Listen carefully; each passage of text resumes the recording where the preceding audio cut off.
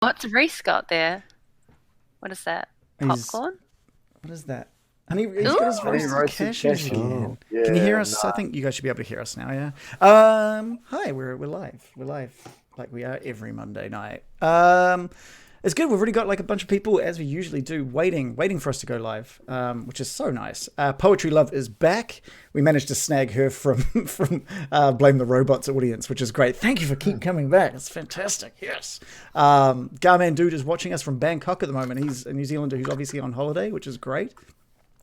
Using his 4G data to get it done, which is cool. John, you've experienced streaming using your 4G data, and that was quite expensive. It's an expensive stream, but it's mostly about the upload. Like the download is cheap, I'm sure. Yeah. The You should keep doing it. that was dedication. We should all do 4G next week. So We'll keep roaming. Sharpie Edges is here as well. Thank you for returning. Furry Blue Elf as well. When are you going to subscribe, my man? When are you going to subscribe? Huh? Come on. Give us the love. Are they half price this month or something? Yes, Yeah. so it's September, I think. So you get to subscribe for half price, which is pretty awesome. And we've got around the bar. Oh, we've got a bard here, Bill, watching us as well. Pressure's on. Yeah. And Jackalope. Jackalope's back as well, of course. Of course she's back. It's got all the original crew, which is fantastic. Anyway, how's everyone been? It's been a week, and we've finally got Dave back. Hi, Dave. Hey. Now you caught up on the 2 episodes you missed out on, which is I did. I was so tempted to tell you not to watch them, so that Loris came back confused. But I think we decided that it was kind of good to have Loris having experienced a lot of what happened while Lucar was in control. So you kind of got like almost dreamlike memory of what's happened. Yeah, I which kind is of cool. experienced what Loris experienced. It was great, just watching from the outside, Yeah. screen going, ah! and not actually being able to control anything. It was Yeah, like- that's it was cool. quite weird. I love how you were actually screaming at us in the Discord as you were watching it. Yeah. Like you were live tweeting. Yeah. The It show. was I was watching. fantastic. I was just loving it. It was so good. I was watching it and just like, oh my god, I have to tell you what's going on. I was like, wait a minute, you guys are doing I have done this. It was just it was cool. I enjoyed the stream of consciousness. Yeah, it was awesome. It was awesome.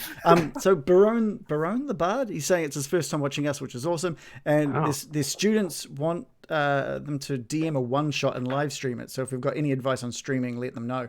All I can say is jump into our Discord and just chat. Just ask us, man. Just see. We'll answer anything. And Furry Blue Up subscribed. We have to. There we go. There we go. This one's for you. That one's for you. Thank you. You He got finally put his money where his mouth is. yeah, Good that's man. fantastic. Thank you so much for the support. You get to use the Billy Goblin emote now, just like everyone else. Speaking of everybody else, where's our number one fan? That means there's more Bill singing. Where's random origins? He's not here yet. Oh, someone. We got to. He'll be here. I'm sure he'll be That here. means Billy might He not show said, to sorry, I'm coming, he says. What was that? He said what? He said, sorry, I'm coming. Okay. Okay. On the Discord. All right, nice. Again, join us on the Discord. It's great. Jeff Bomb 911 said, "How would you explain D&D to someone who has never played it before?" Ooh. Oh, crikey. Making it up. It is the most interactive, most free-form type of video game experience I've ever played, without it being a video game. It's Collaborative storytelling. collaborative storytelling. Anything you want to do, you can at least give it a try and see how it turns out, as long as your DM's nice enough to let you have a go at doing it. And then it's the DM's job just to make sure that it's fun the whole time. That's really, I don't know. There he is. There's Random Origins, which means all the crew is here. Anyway, let's have a look at what happened last week while Dave was still out. Previously on Getting Dicey. Your presence is offensive to me. Your life forfeit. And he just raises a ghostly skeletal hand in your direction. Give your staff to me. My staff. Not your staff. And he casts Life Drain. Oh, fuck. Okay. This cannot be good. Not only has he reduced your hit points down to 0, but he's reduced your max HP by 19. Your max is now maximum 3. You drop to the ground and he reaches for the glass staff. The staff is mine. Give that back! And she lashes out with a thorny vine whipping towards the staff to try and take it out of the hands of this monster. And you just pull that from his grip. Sig has picked up his magical hammer, using his boots of springing, and Superman punches his hammer. And you just catch the skull on the edge of your hammer, crunching that skull against the wall. It explodes into dust. Momenska's dead. It looks like there's a couple of workstations. Everything seems to have been destroyed in this room, except for sitting in the middle, a stone pedestal holding a little small brazier in which there's just a green flame. Behind the brazier of green flames, there's a spherical creature, and in the middle is this singular eye. He notices you all entering this room. Hello, welcome! I'm looking for the Forge of Spells. Tell me, this green light, is that what I'm seeking?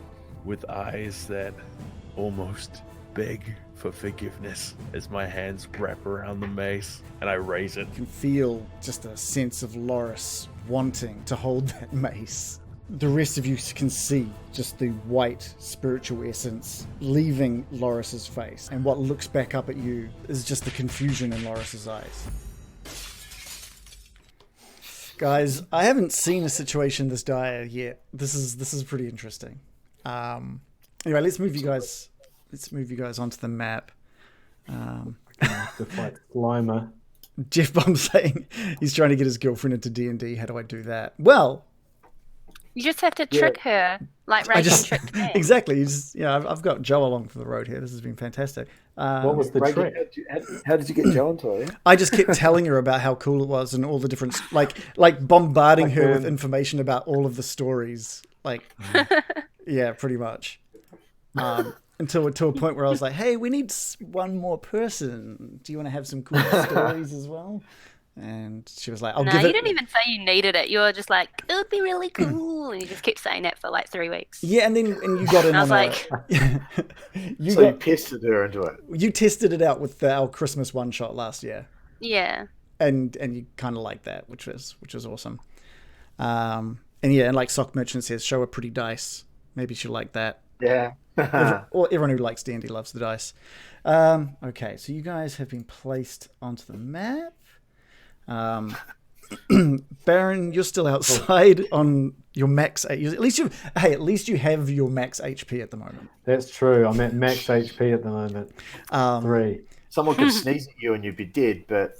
And with this floating creature in this middle of the room eyeing you all up with evil intent, things are definitely... Getting dicey.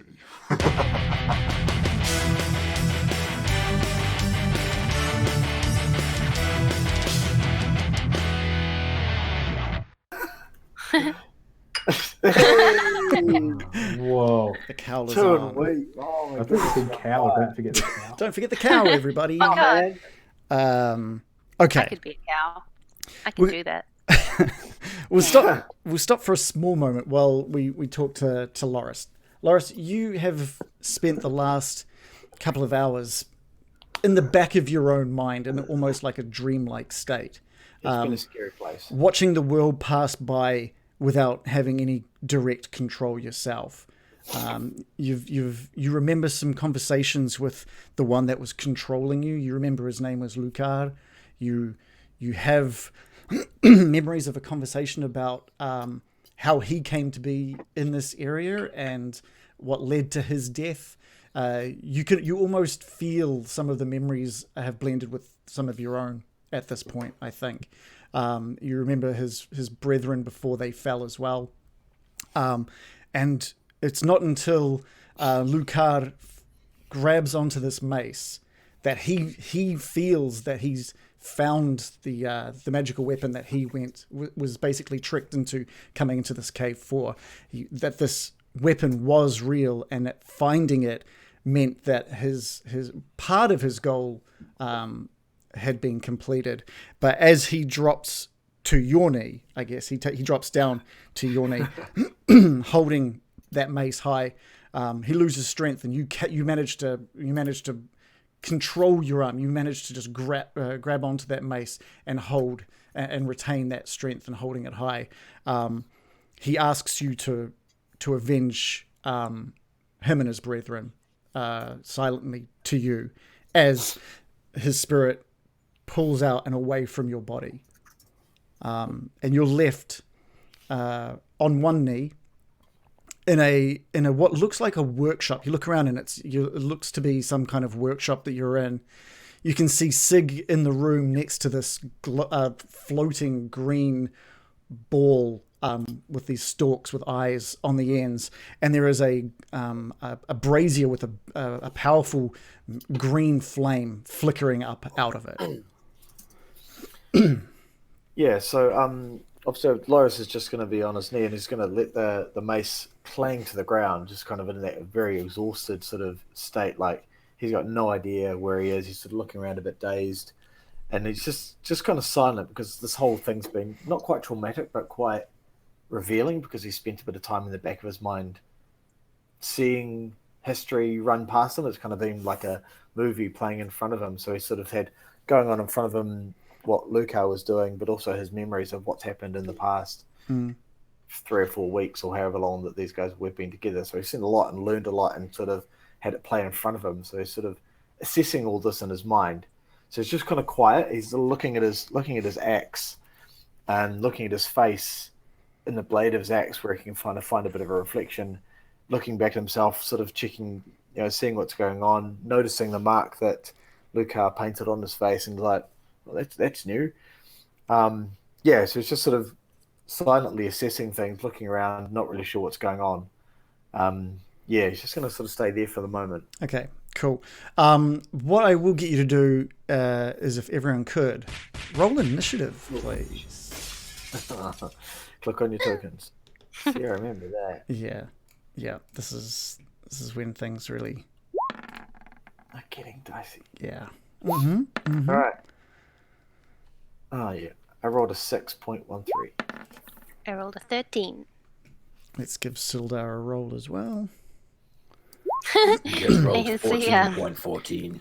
Baron's changed his name in the initiative tracker. Brian. And wait, what were you last time? You were like Baron Bizzle or something? Baron Bizzle, yeah. It was hilarious. I just noticed that Billy Goblin was in the turn order, but he's totally not in the turn order. Don't worry. Oh, That's Jesus. Billy? Yeah, he's not here. He's not here. He's here for you, Baron. He's after you. Brian would shit himself. Yeah, I don't think that would be a good start to this game, to tonight's session. I think. Shitting themselves. Oh man! All right. Well, the spectator. That's not good. The floating green-eyed, stalky-eyed monster thing. You've told us this. It's a spectator. Fine, it's a spectator. You've told us this. We don't. Yeah. Voyeur. He's rolled a 19. He's at the top of the turn order. And for a quick refresher of what happened last time, is he came, Sig basically continued questioning him about the forge, getting the spectator more and more agitated and more upset, and that is what has triggered this. Okay, it's kind of, I was hoping he wouldn't go first, but I mean, there's no. Does he flee? No. Okay, so one of his eyes just looks directly at you, Sig, and I'm going to need to get a Constitution saving throw from you. Is it his brown eye? Okay. I'm going to turn off my mic. Too early. Sig rolls a 19. Hey, nice. Okay, cool. All right, I'm still going to have to roll some stuff here. So this green sort of haze shoots out from its eye and soaks over you. You do manage to save, which means you get not quite as much damage from it, but you do get some.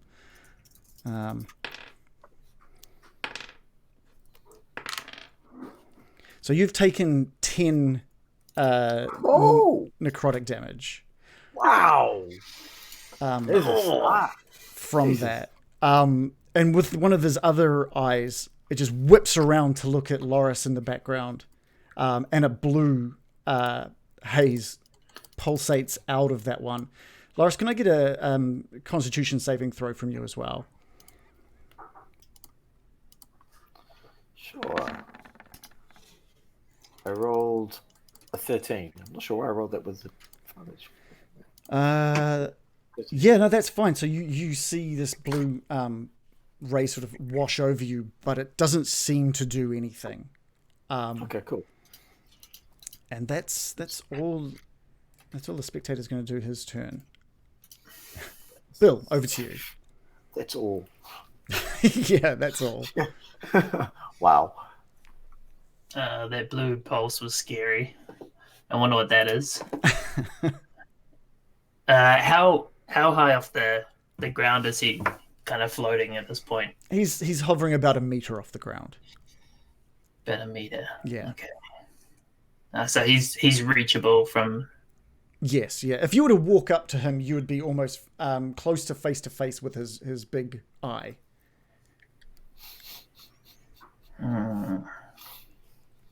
Eye to eye, cheek to cheek. Romantic. When we're dancing cheek to cheek. Yeah, I'm gonna move over here. Okay. And I'm gonna try to stab him in the eye. The old eye stabbings. Give me a roll to hit, please. As I do, I just kiss my rapier and stab it in. Goodbye. And say, "Go, beauty!" I didn't know it had a name. It's got a name. It does now. It's Wow. adorable. Beauty.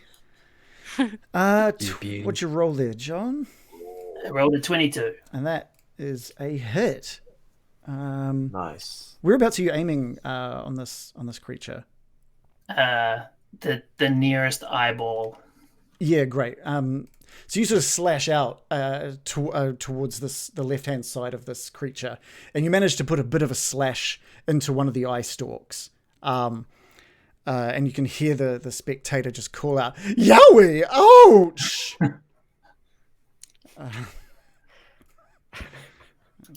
That's my turn. Okay, cool. It's Sildar's turn, and he's looking into the room, and you hear him just under his breath say, "The forge." He's kind of left a little shocked, but not shocked enough to not pull out his crossbow again and shoot a bolt towards the spectator. He has hit with 6 piercing damage, which is awesome. Whoa. Where did he hit him? This kind of goes just below the eye, near the mouth area, as this crossbow bolt sort of flies between both Bill and Sig, just smacking this thing in the cheek.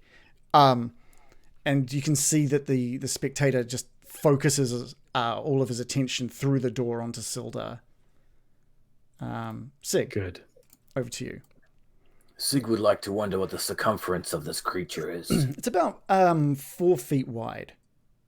So he's a big guy. About a meter and what's that? 1.3 meters? Indeed. Yeah. So he's got a big mouth on him as well. Is he just Okay. floating in the air as He well? is floating in a meter off the ground. So scary. Sig also has a question in relation to consumption of health potions. Is that an action per potion or a bonus action? If Or you were what? to drink a health potion, if you were to use an item, it's an action. Indeed. Okay. In that case, Sig readies his hammer and he drops back onto his rear leg for a moment before he springs forward, using his strength to smash into the spectator and ideally jam him into the other side of the room with his shield in front of him as an action, like a blah factor. So you just want to... Is this an unarmed attack? Sure. Is it a shove? Yeah. It's a shove. So with my boots, I can do like a I'm gonna 24-foot jump. So I'm yeah. gonna like launch into him, attempting to pin him to the rear wall over where my token is moved. How does shove tactics work? Let's have a look. It's probably a strength check, maybe. Yeah. I was thinking strength check. Yeah, give us Move a half, you strength put down roll. Half movement or something.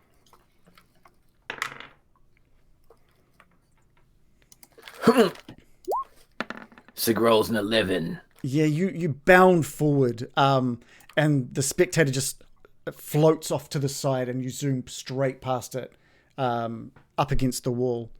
Basically, you come shield to wall, and you steady yourself. Anything else that you'd like? Any bonus action or something? Sig will scowl. All right. It does like Aikido or something. That it's like this. He just saw Steven it coming. Seagal of eyeballs. He had one of his eyes on Sig that whole time. Just saw it coming. Ooh. Murikin, over to you. I glance at Brian and say, never underestimate a magical foe. Stay out of sight. As I've said before, you look like shit. And she draws her scimitar out and with the other hand wraps herself in a misty veil. Ooh. Yes, disappearing from view. Whoa. And reappearing behind the floating, disgusting eyeball thing, drawing the scimitar out and slashing at him. Now, doesn't your Misty Step have some kind of Ooh, it does. Thank you for asking. As she reappears from the misty veil, a cold, biting wind blasts into his face, and he has to roll a wisdom save. Wisdom. Okay. He has only rolled a 4. Oh, that is not a save. So what happens with He this? is now frightened of me until the end of my next turn. Oh, wow. Okay, cool. Perfect. And what else? What are you going to do for your action, sorry? I'm going to slash out with my scimitar. Do I get advantage because I've teleported behind him? One would think that would surprise him, but I'll give you. I'd say probably not in this situation. Probably not. He's on high alert at the moment. His eyes are scouring the room to keep track of everybody. He's got an eye on Sig. He's got an eye on Bill and an eye on Sildar, and so he's kind of covering a lot of that room. Oh, damn. So we'll give you just a normal roll. He's a very perceptive eyeball to notice someone teleporting behind him. Well, all right. You were literally between Bill and Sig, whereas he's got an eye on each of them. I've rolled a 25, a nat 20. Whoa! You must. And do not forget, I've also poisoned my scimitar, so he'll have to roll for saving on the poison as well. What do we need to roll for the poison? It's a constitution. That is a very good question. D100. If it's the same as the poison damage from a spider bite, yeah, he has to roll a saving throw first, though. A saving throw? What does he have to roll? So, this game is so easy. I love that. He has to make a DC 11 Constitution saving throw for poison. Yeah, he got 13. After he takes 11 damage for slashing. He absolutely takes that 11 damage. You guys are just laying absolute waste to him. Now, with Frightened State, that means he can't attack you? First of all, so he did save on the poison? Yes, he did. So he still takes damage, though. He takes 1d6 poison damage on a failed save. Do you want to roll that d6? Okay, I'm ready. Hit me with that 6. No. I've rolled a 2. Okay. And also, yes, I have to look up what the frightened state is, I think. Okay. He definitely gets some kind of disadvantage. Yeah, I think we've had frightened state with someone before, but I think it involved them having to... Baron, I think Baron's done... Was that fear? Or... Yeah. Yeah. There's the frightened state, which is different from fear or whatever it is. So frightened state means they can't move towards you. And they have disadvantage on attack rolls, I think. Who's making all that noise, by the way? It's really loud. No? Okay. Huh? I Okay. don't know. Don't look at me. Is it someone with some delicious All right, cashews? All right, so A frightened creature has disadvantage on ability checks and attack rolls while the source of its fear is within line of sight. all right, And it okay. cannot willingly move closer to the source of its But fear. it can stay put. Okay, cool. Yes. Okay. All right, anything else, American? Just going to hiss at it in anger. That should scare it. Yeah. Just like, Oh! I frightened you, you silly bitch. Oh, Wow. man. Vicious. Six Far burns. out. Jeez. Silly bit. You act like that's the worst thing one of our characters has ever done. Someone a bitch like to their face. splitting things in half and stuff, but don't call someone a bitch, man. Whoa, That's too rude. far. I think it was the silly part. Yeah. It was very demeaning. Yeah, Baron, it is your turn. Yeah. Okay, well, I just pull out my looking in my little pocket mirror, just remembering, do I really look like shit? And you are looking emaciated. You are not looking well. You've got big dark shadows under your eyes. And you've only just noticed that your breathing is all ragged as well now. Oh, I felt like this before, but usually I've taken something. I'm going to stumble over by the door here and lean up against it. And I'm going to open my magic spell book and quickly find the spell called False Life. Oh. Like I'm dialing through a phone book here. And I'm going to cast it at level 2. Oh, I can choose. Here we go. So that's... Oh, did it roll anything? No. You have to set it to roll as well. But okay, well, what I get to do is basically it's 9 plus this. Oh, maximum 4. Nice. Oh, dang, that's all right. Just counting that up. 10, 11, 13 hit points. So those are temporary on top of your max. Yeah? Perfect. Yeah. Okay, that's great. So in total. Cool. Anything else for your turn, Baron? No, I'm just going to keep a wary eye out. Oh, okay. Me too. Okay. It is. It is Loris's turn. Loris, you've again you saw that blue wave wash over you, but do seemingly nothing.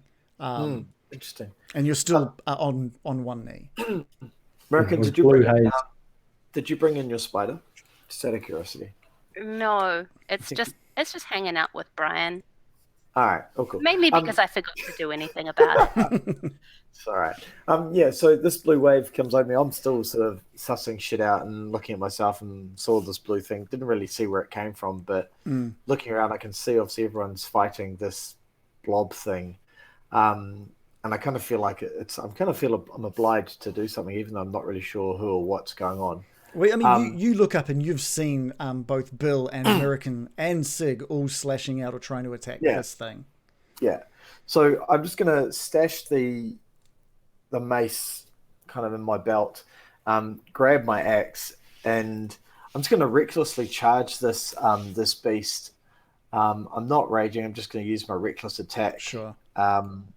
Which gives me advantage on melee attacks. So I've got advantage on this particular attack. Okay.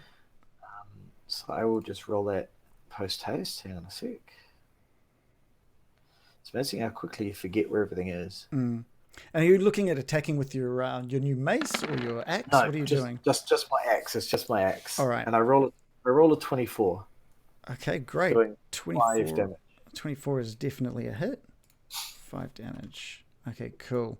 You can see as this scrapes down its side, two of its eyes on its left turn to you.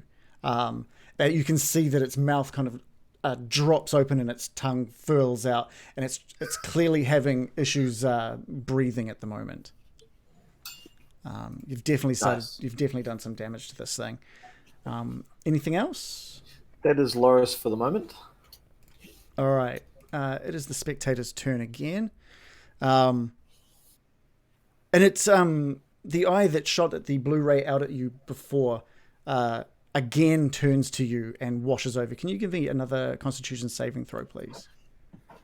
Yeah. Let's see. Constitution. There we go. I rolled a... Oh, sorry. Did it with advantage again. I rolled an 18, though. That's okay. That's fine. So that again washes over you, and again nothing seems to really happen to you. The other eye. Let's have a quick look here. Sorry, for some reason it shut. What's going on? Sorry, this is really exciting for everyone. Do these count as attack rolls, by the way? Because he would have a disadvantage if they did. He doesn't. He's not rolling. There's no roll involved for this. So yeah. He just does. So he just does this. And one of the other eyes that was eyeing up Bill washes out a red ray over Bill. And I'm going to need to get a wisdom saving throw from you, please. That's good. That's my good one.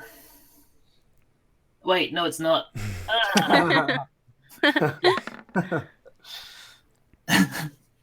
I rolled a 5. Okay, there's more to it than this, but we'll let you know what occurs when it gets to your turn there, Bill. But you're not able to take any reactions until the end of your next turn. But there's other stuff that is going to happen. Oh wait, there's more with that. Yeah. Is it good stuff? He gets candy. All right, it's my turn now. So. Oh yeah, true. It is your turn. So I might as well explain a little bit about what is going to happen here. You find yourself in a bit of a daze, Bill. You're a little confused about everything that's around you. You're not 100% sure where you are. You're not really 100% sure who this person is next to you holding some scimitars. You don't really know what's really going on. And you also find yourself unable to move. Oh my goodness. I need you to make an attack, please. Is this a charm effect? No, this is a confusion attack. This is a confusion technique. The only thing you can do right now is just whip out. You get confused and agitated, and you just whip your rapier through the air. Alrighty.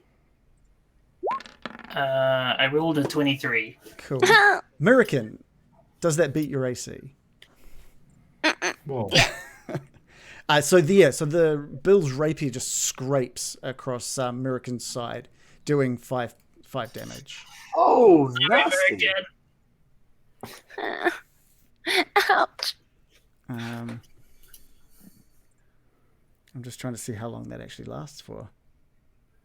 I think next turn you'll have to be making another wisdom saving throw to try and fight against this confusion. Actually, I'll let you do that now. We'll end each of your turns with a wisdom saving throw. Nice. It's a good one. God. 16? Yeah, so as that slashes across American, you hear her wince in pain. So you suddenly realize what you've done. You know exactly where you are. You realize what you've done, and you notice a small trickle of blood on American.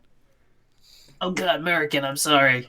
We're back with Sildar, and his confidence with his bow just grows and grows and grows, and he's just going to let out another crossbow bolt towards the spectator. Ow! He rolled a crit success and a crit fail, but he did roll that crit fail first. So I'm just gonna roll a D100. It's not too bad. It's not too bad. Yeah, so he shoots a crossbow bolt. I don't know. It may just be the the look of this thing having, or the fact that Bill slashed American can hit some confusion in him, and this bolt just zooms across the air, hits the back wall and bounces back into Loris, just doing 1 damage into Loris.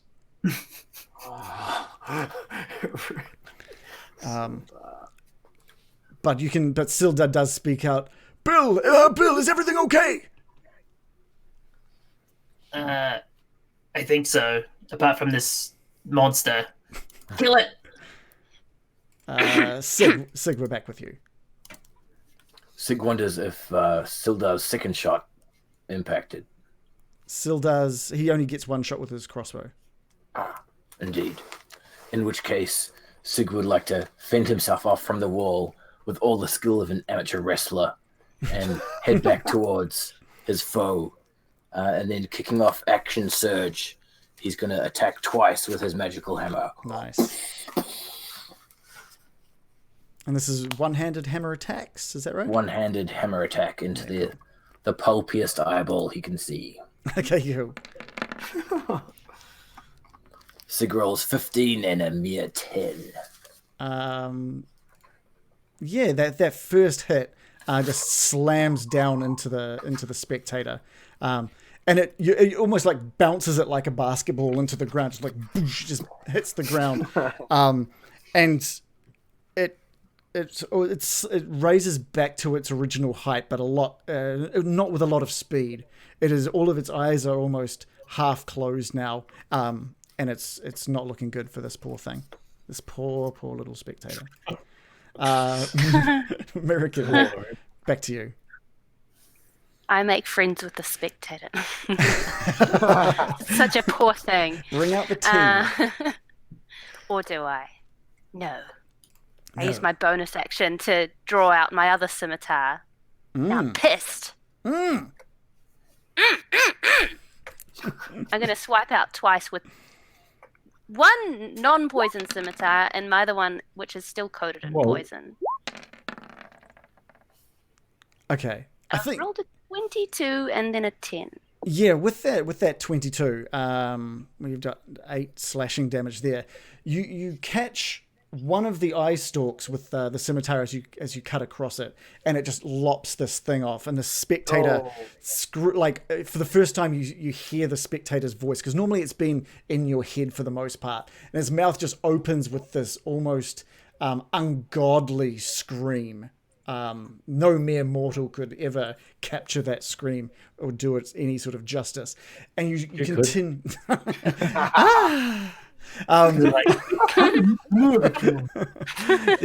Your scimitar continues through its mouth, like cutting through teeth, his tongue, and the cheek on the other side, and you just slash it open, and it falls to the ground, dead. Hey.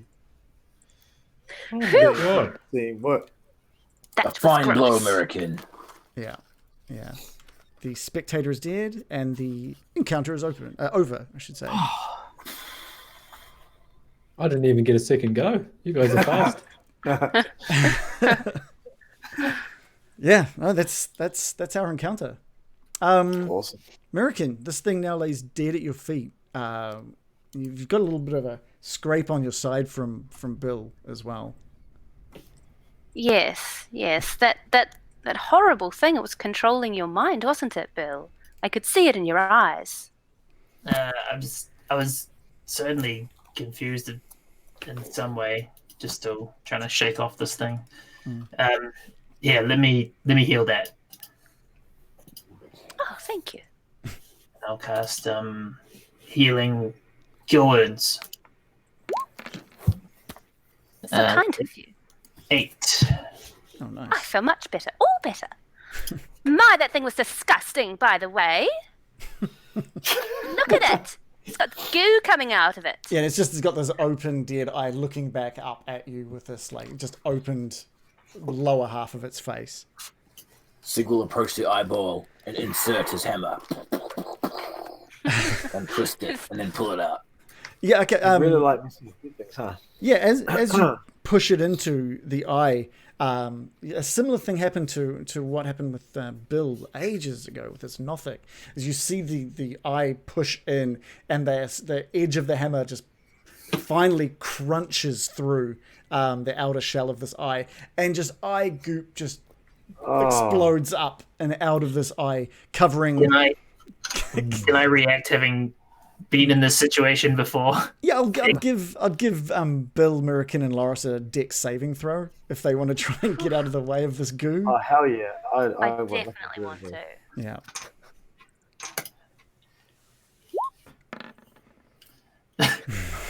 I rolled a 17. I rolled a crit fail. Mirakin opens her mouth. Sam, would you allow me to roll this with advantage given my danger sense, which allows me to have advantage on dex saving throws? Sure. Why not? Just anything to give me a chance. I was going to give Bill a advantage as well, since he would have seen this coming, but he already rolled a 17, so that's fine. All right, here we go. I rolled an 18. Okay, perfect. So yeah, both Bill and Loris see what's coming because they have been covered by eye juice before, and they both kind of just turn away and manage to just dodge a few sprays from the eye. But Mirakin, oh dear, she just goes to yell out. She goes to go, Sig, no! And it just goes. Like a water balloon. Yeah, just covering. It was gross, and I'm everywhere. Just covering her face and mouth with this goo, with this eye goo. Apologies, Mirakin, but at least we now know it's dead, like proper dead. As if we didn't know before. He's I'm a war just bent scholar. over, spitting out goo and coughing and screaming. Yeah, give me a Constitution saving throw. Oh, God. Oh no.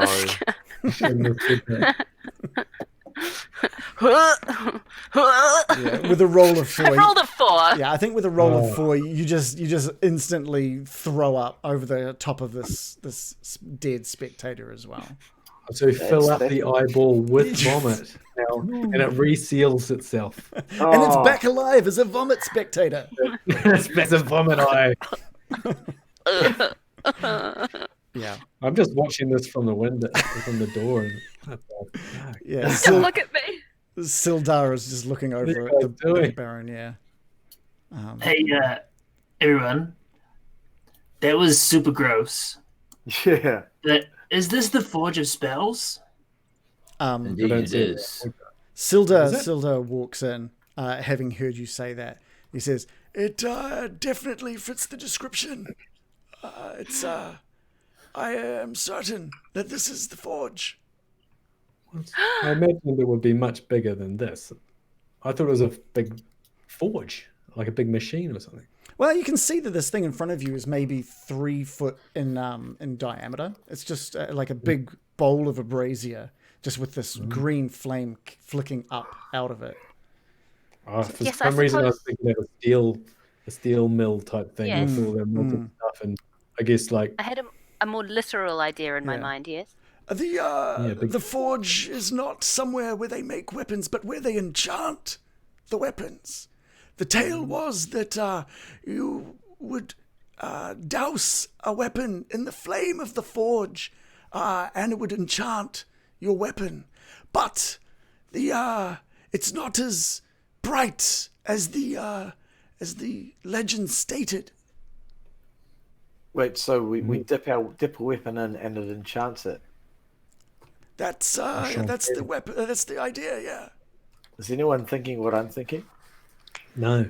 I'm thinking that this was Nesna's goal, and surely he has more than just an eyeball guarding it seems pretty poorly guarded for a starter. I'm also thinking it's very dangerous. Yeah. I'm thinking of dipping my axe in it, to be fair, but When Gundren came to me, he said Nesna had yet to find it, that there were things stopping his progress. Things. Oh. I can't imagine it was just this one spectator. I don't think you should be putting weapons in it willy-nilly, regardless. Do you know anything of magic at all?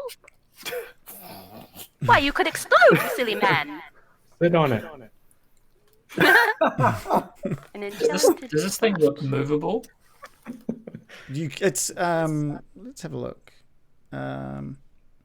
It's basically a giant stone pedestal with this brazier on top of it. They look Sig to be wonders if it- they Oh, look to be really? connected. The brazier seems to be connected to the stone pedestal. Sig, it does bear an uncanny resemblance to the carving on your hammer. Sig is pretty happy about that. Yeah. But before he decides to chat about the hammer, tactician sense comes first. Perhaps, Brian, you should come into the room and we should shut the doors so we can discuss this in relative safety.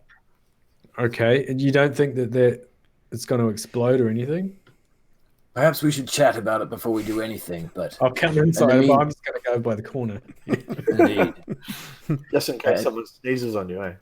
Sig will approach the door and shut it and check to see if there's an internal lock off the door. There's also a door on the other side. There I'll doesn't check seem that. to be any locking mechanism on this door. But it did take a bit of effort to open this, and it has taken you a decent amount of strength to get that door closed as well. American, you going to check that door? What do you want? Can I sense any noises? Give me a perception check. I'm guessing that the racket we made fighting that eyeball would have alerted anyone in the next door over. Yeah, you place your sort of ear up against this cold stone door. You don't notice any sort of sounds coming from there. Is there anything I can barricade against the door with? You could probably start. Honestly, there's a lot of I want broken to grab debris. that weird sack thing. There's a lot of broken Don't debris. touch that.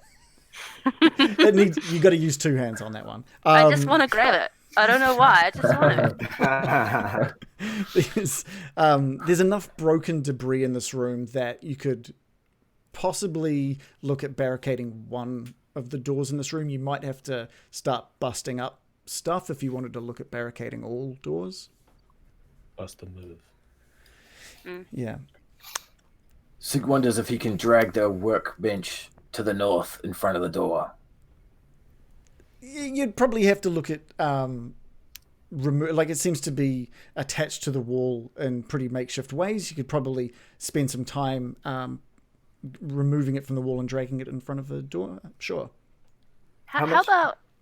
Oh, carry No, on. sorry, go. I was just going to say, how much time are we planning on spending in this room? Are we just going to Yes. sit around and talk about the forge, or are we planning on barricading ourselves in here for a while? Because if we're going to barricade ourselves in, then I'll assist with the removing of the benches. But if we're going to move on pretty quickly, this Well, is if Sig thinks it can be made secure, I'll trust his judgment. He's a Right. tactician. What do you think, Sig? Indeed, we can always remove these barricades after our conversations, but it seems from earlier discussion that we've already got contrasting ideas on this forge. I don't know about you, but I'm feeling pretty average, so a rest before our next scrap would be appreciated. I'll Sig- give Sig a hand moving the workbenches.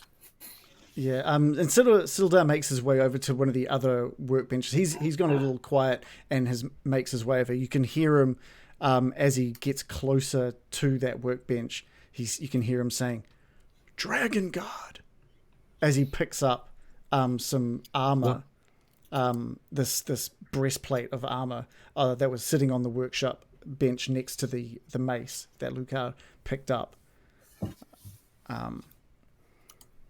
So he turns around holding this beautiful gold breastplate with this dragon motif that has been etched into its design.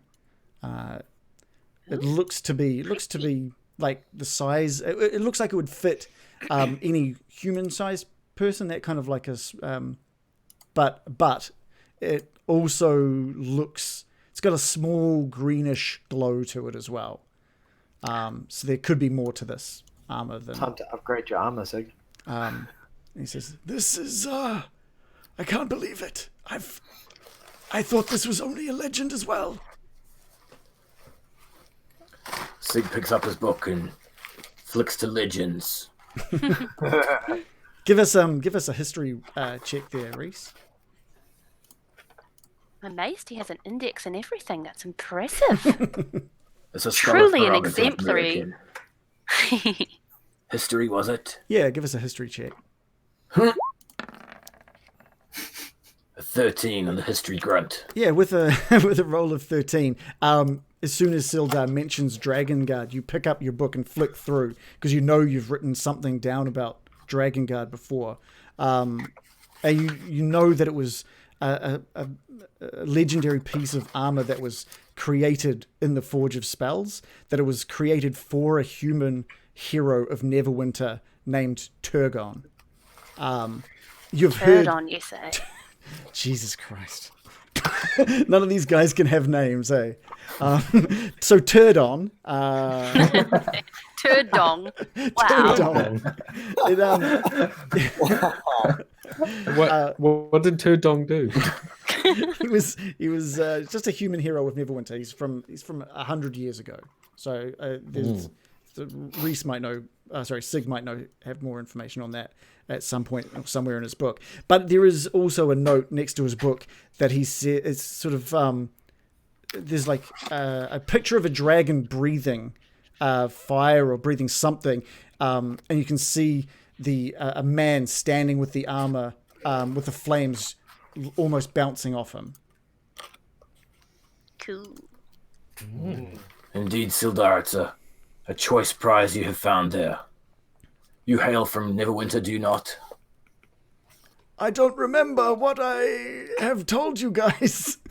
If your armor and weaponry is to anything to go by, it has the brand of a Neverwinter smithy, if I do recall. Yes, I think that is where I picked this armor from. But I don't... Well, sure, I am from Neverwinter now. Good man, Sildar. In which case, I can think of no one better than a grand descendant to wear such fine material. What do you say? I don't know what to say. Are you sure none of you want this seriously cool armor that is kind of a gift for playing through this campaign? What's he talking about? He's gone crazy. Sig turns to the party and points to the sweet armor. You should have it, Sig. Yeah, I think you should have it, Sega. Like it would just designed to fit you. And if you could just build that before next week as well, that'd be great, Reese. Yeah, that'd be awesome. Yeah. Sildar's already got big shoulder pads. He doesn't- That certainly can't wear it. Is it heavy armor or medium or flimsy light armor? That's a good question. It's breastplate. Baby armor. Breastplate. I believe it's a medium armor. Yeah, I'm just having a look. It's medium armor.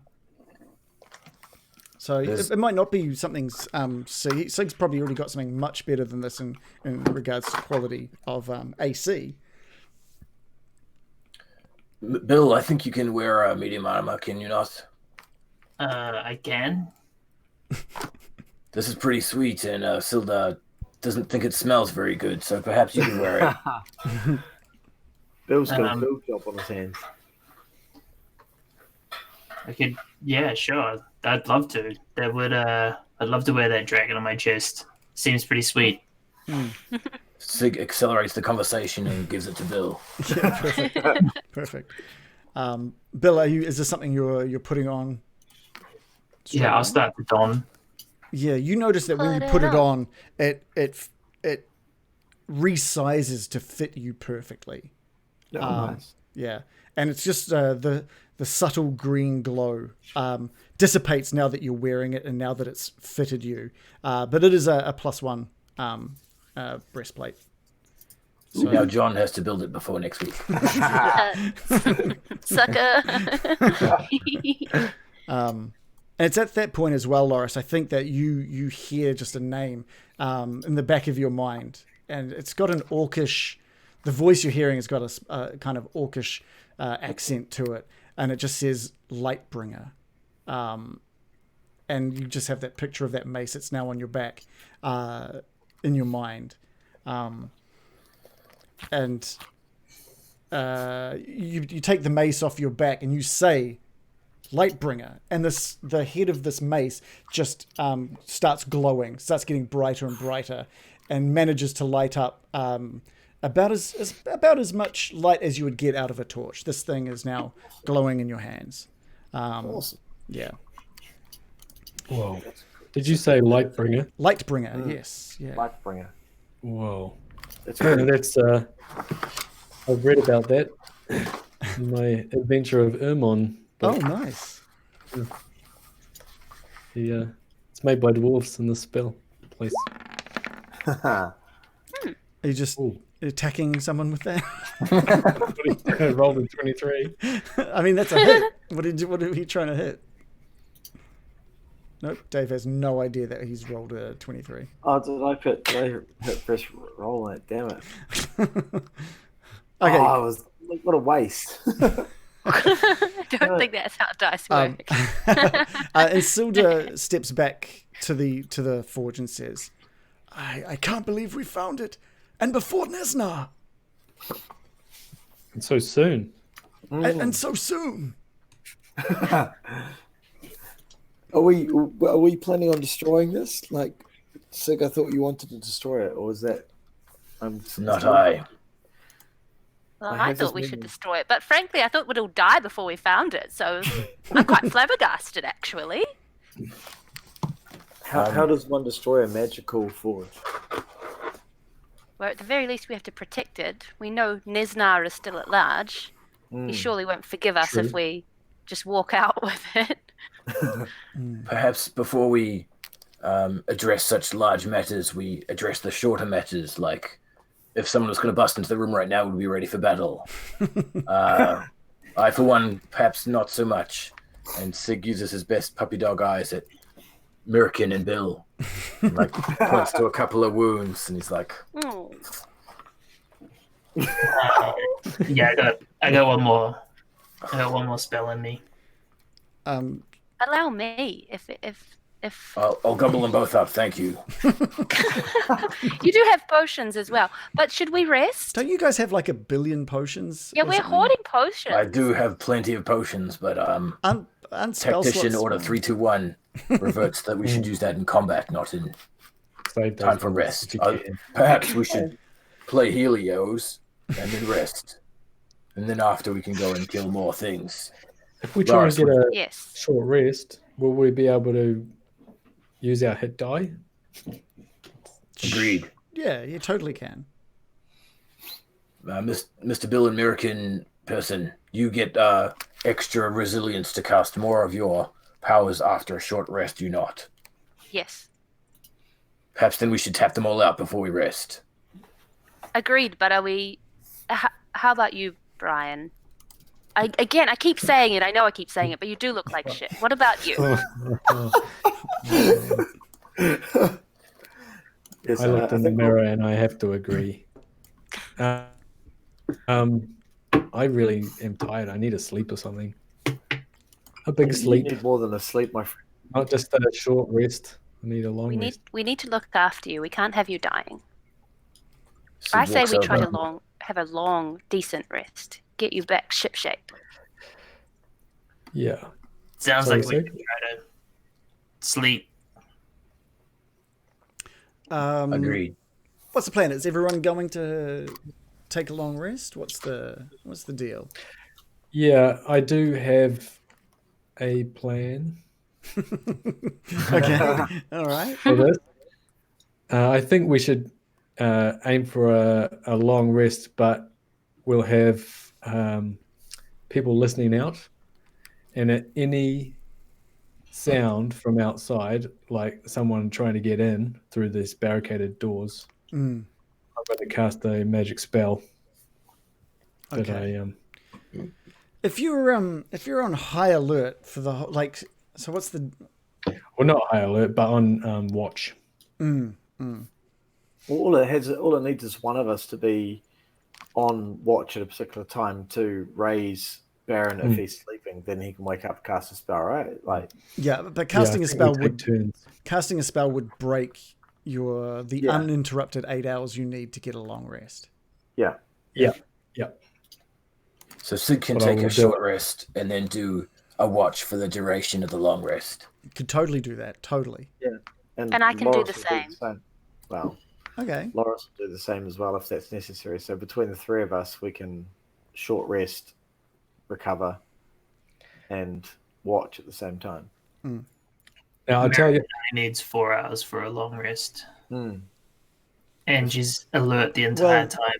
For a long rest, she needs 4 hours of uninterrupted, but also the remaining 4 hours of light stuff. So reading. yeah, it has to be. It can't be like active, like things. Yeah. I'm actually feeling wonderful. I can forego the long rest and just have a short one. Okay. I'm gonna guard Baron while he's sleeping like a little baby. I do appreciate it. Now, I just have to say, like, if you hear anybody, don't make a sound. Don't let them know we're in here because we're going to hide, and I've got a special trick to hide. All right. So should we get a stealth check out of everyone now to see how quiet you'll be? Should you hear a noise? Up to you. Sure. I'm not going to get one from you, Baron, because you're going to be fast asleep, I assume. I've rolled a 10. Can I just clarify? So I'm assuming we did a search of the room, right? That was how we came across that stuff. Yeah, I tried to like speed that up a little bit by showing like Sildar finding the armor and yeah. So yeah, there's no other treasure in this room. Everything else in this room seems to be completely destroyed or charred, except the two magical items, the mace and the armor, and the pedestal and brazier in the middle of the room. Sig wonders if he can take the cheese that we saw rolling up from behind the forge as we entered. Oh yeah, there's That's also what I was food. gonna There's also say. food. Yeah. There's a bunch of food on the floor as well, which all looks pretty good. Reese, can I get one more 2-second stealth roll from you since you're in heavy armor? Indeed. That was pretty fortuitous for my first roll, was it not? Sig rolled a 20 and then followed up with a 16. Cool. Nice. That extra grease into the armpits is what does it. Yeah, so there's enough food in this room to definitely, rejuvenate your stamina, but not HP. It's not magical in that sense. Sig wonders if he can cram some of that cheese into his little cheese ring. How many holes are left on that ring? Sig assesses his book where he wrote 2 holes left. Yeah, so you hold up a little piece of that cheese to the cheese ring, and nothing happens. It's you like start smushing it into it, and you just get cheese on the ring. It doesn't really. Yeah. Sig remembers he should have paid more attention when the others were explaining it, but pretends that he did just what he needed to do. Okay, cool, Baron. Can you let me know when the sun comes up? You guys can't see. I know, but natural something light. happens when the sun comes up. Interesting. Okay, let's have a look. I'm trying to. Rooster? No. A rooster crowing, surely. Yeah, that makes sense. I don't know how I can. Interesting. There's My no- glass staff ticks over. Ah, right. Okay, cool. Okay. All right, now that's fair. I mean, there's certain things that happen. Is that after a long rest, or is that within a 24-hour period? Just when the sun comes up, yeah. Oh, right. Okay, cool. Yeah, 24 hours. Would say that it would definitely kick in by the time you wake up from a long rest. Yeah. This is like going on a plane, isn't it? Yeah. You wake up, you won't Long know what flight. time it is. You wake up and you're suddenly in a new country. It's amazing. My staff is, glowing. Cool. So are we doing this? Are we doing? So let's go through. Loris, what are you doing for the next 8 hours? So basically, while Baron is sleeping, all this conversation's been going on, Loris has been grabbing bits of wood and stuff, and with his torch, he's kind of been making a fire.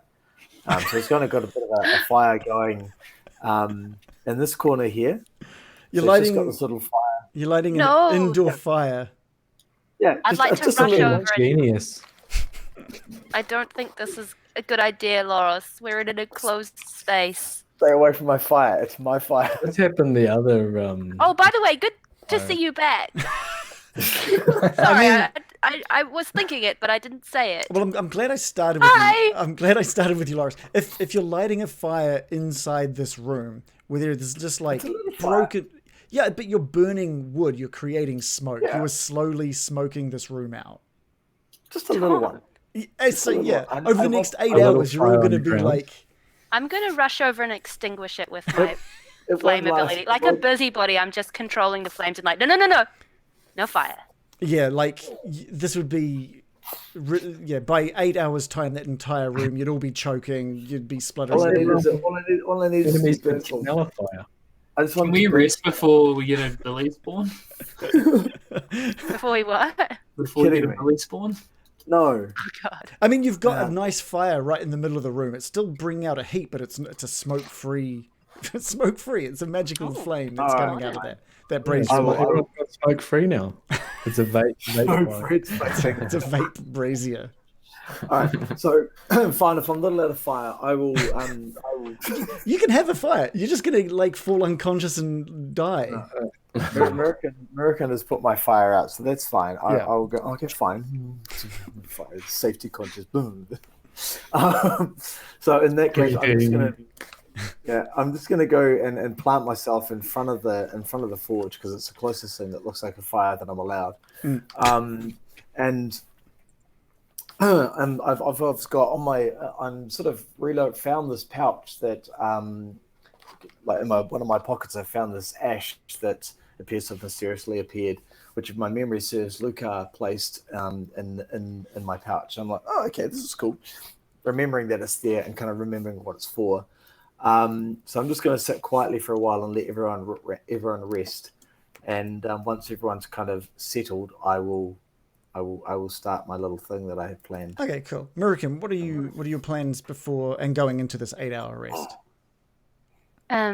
Before I rest, I am going to cast Speak with Animals so I can chat with my little spider buddy. Cool. And I'm going to ask it to recoat my weapons in poison. Yeah. And it hears what you're saying. It's pretty decent size again. So this thing looks at you with its eyes and takes in what you're saying. And instantly from its fangs, you just see this poison start dripping from its fangs. And it gets to work coating your blades. And coating your blades with poison. Am I also? I want to ask it. Ransin, can you show Mama your teleport? You know, like blink, blink, Blink, blink, blink. And just in front of your eyes, it just phases out. It just phases out of your view. And then shortly, you can't see or hear it or sense it. It doesn't seem to be anywhere within this room or reality. You put your hand out, there's nothing there. You pull your hand back, and the moment you pull your hand back, it just pops back into existence with a blink, blink, blink. So cute! Oh, well done. Yeah. So you can, if you want, you can spend some of this 8-hour period working with Ranzin to figure out some kind of call for its phasing. Can I produce like a little dog-sized hoop from my pocket and try and get it to jump through? Blink through the hoop. Roll for blink. Roll for blink, exactly. So yeah, so you can spend some of this time while Baron's resting to do that. Bill, how about yourself? I'm just gonna ready up a bed. Cool. Sig? Sig would like to generously accept the healing that American and Bill had offered previously, and then yes. short rest. I'd also like to speak a healing word. I'm going to tell him a healing word lullaby Okay. at level 1. Oh, no, maybe at level 2. Oh, well, level 1, I already rolled it. 7. Okay. Thank you, American. I'm gonna cure wounds at level 2 for 15. Oh, nice. Oh, nice. Thank you, Bill. I shall put my health to good use. And Sildar says, "Oh no, I'm fine. I guess I'll just rest, like the Baron. Don't worry about old Sildar." This is why you had the cheese, Sildar. And hearing Sildar moan and groan, Loris is just going to rummage through his pack and pull out a health potion and toss it to him. Yeah, I apparently have 3 in my bag, and I have no idea why. yeah, no, that's great. Sildar holds on to it and says, Loris, thank you. I will hold on to this. We've got the time for me to rest up.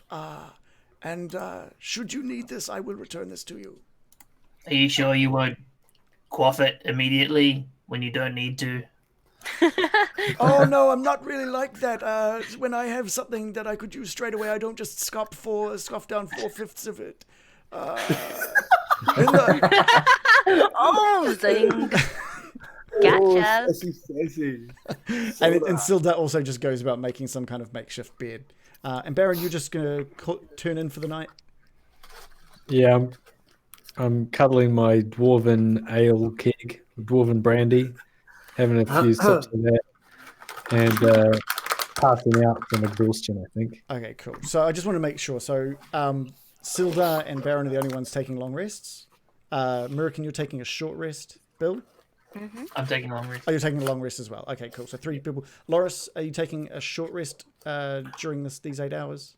Yeah, so I'll short rest essentially and kind of keep watch for whatever period of time that I'm not doing what I'm doing. Yeah, cool. And Sig, are you going to be taking a short rest at all, or are you just going to power through that 8 hours? Sig will short rest and then remain on watch, doodling in his book for the rest of it. Okay, cool. Well, of course, there's going to be a dice roll just to see how successful this long rest is going to be. Oh.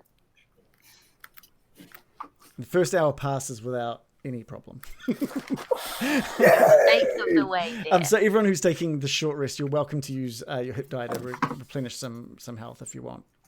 I'll do that in a second.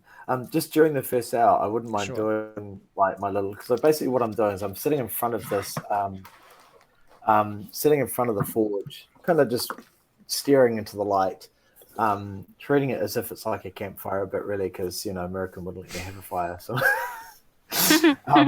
I'm watching you. And so I'm just kind of sat in a very sort of relaxed, quiet, sort of contemplative space. I'm just sort of breathing deeply and slowly, and I'm kind of contemplating my mortality and my vulnerability, and the fact that my body's been overtaken, and I'm sort of in a bit of a space of not really being in control, which I don't quite like it. And then I think I'm in front of everyone, so I sort of turn and face the group. So I'm sort of looking at the group. I'm sat down, but looking at the group. Sig, would you mind moving? You're not in the right space. Sorry. And just sort of quietly saying to the group, "We 5 friends, we sit here in the presence of spirits. This is a time for us to contemplate what we have achieved." Kind of just pause for a minute, and then I continue. And this is going to be tough because I can't read it. I'm sorry. Oh, wow. I've lost my line. Sorry. Oh, my God. I can't read this. My screen is so bad. Sorry.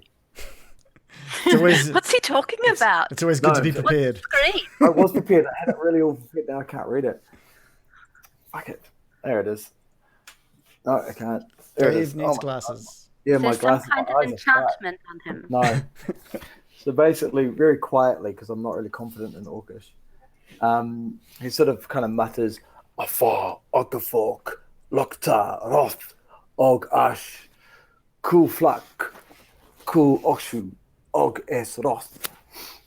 And he sort of looks up and repeats it again and brings forward, he dips his thumb into his pocket and starts marking the mark that's on his face on everyone's cheek, just kind of slowly and carefully going around and marking everyone, kind of like a blessing. And then he stops again and sort of says, "We're family. We're a horde. We must avenge my Luca's fallen." And then just goes back to staring at the forge and relaxes. And you guys can do with that as you please. I think Bill would have been a bit weirded out when he was getting the dust put on him, but afterwards, kind of like the sentiment. Thanks, Loros. I think this this group is the group that I've spent the longest with in my adult life. So, sure, why not? And we are quite the strange assortment of odd little fellows, aren't we? Yeah, you've got a spider on you. Yeah. You have a dog-sized spider, which is, yeah. Sig, what is Sig? I don't think that's strange. I don't know. You're the strange ones. What does Sig do with this? As Sig has been drawing in his little book, The Forge of Spells, he's been largely ignoring Loris. But, as his speech continues to the point where he mentions family and protecting oneself, for a moment he throws his memory back to that fair land of Cragnole and his family, and ones who he wanted to protect. And choking with emotion, he just respectfully nods as Loris wipes the thingy on him. He's like, one day, Mr. Loris, you may yet see the land of Cragnole. And everyone who hears that doesn't understand the compliment that could be. Nice. I like that. Murican, how about you? She's taken aback, but as she sort of contemplates what's happened, anyone who was looking would sort of see a little bit of a earth and reddy hue streaking into her hair as she realizes that this group actually accepts her and that she does have a place with them. And she just sort of looks down and smiles to herself a little bit as her hair betrays her warmth. Cool. Silda is fast asleep as you just wipe a smear of ash across his face. But you know that being the fighter he is, and the time that you've spent together, that he would be proud to call himself part of this group. We'll tell him about it when he wakes up. Yeah, we'll point at his face and laugh when he wakes up. Yeah, that one you smeared in the shape of something obscene. Yeah, you just like drew like a college drew like a dick just on the side of his cheek in this ash. Yeah, he got the dick pic on his face. You could. And as part of the short rest, I'll roll one of my take one of my hit dice. Yeah. Do you have an inspiration point at all, Loris? I don't. Well, please have one. Thank you. Yeah. Hey. Yeah. But also, Random Origins gave me some inspiration as well just before, so that one's just for me to keep for later. Oh God. So that's fun. Yeah, that's fun. Thanks, Random. So what we'll do here, feel free to roll your hit die. Oh, one. If I drink one of my potions, what's that? What are they worth? They're 1d... 2d4 plus 2. 2d4? 2d But you what? can use more than one hit die when you're short resting. Yeah, you can use as many as you've got if you want. I've got 4, so I'm And you also add your con mod. so that's 1 plus 2, so that's 3. If I roll it again... You should just be able to click where it says hit dice. Oh, right, yeah, sure. That's a good idea. And that'll add your modifier on as well. Nope, apparently not. Oh, okay. This is the best part of the stream when we figure out the numbers. Love This is the stuff that you're editing, not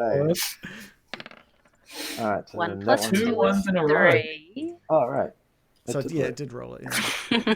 I don't know what's going on. So you got 6. Okay, so it's a total of 6. Yeah. All right, I'm still gonna.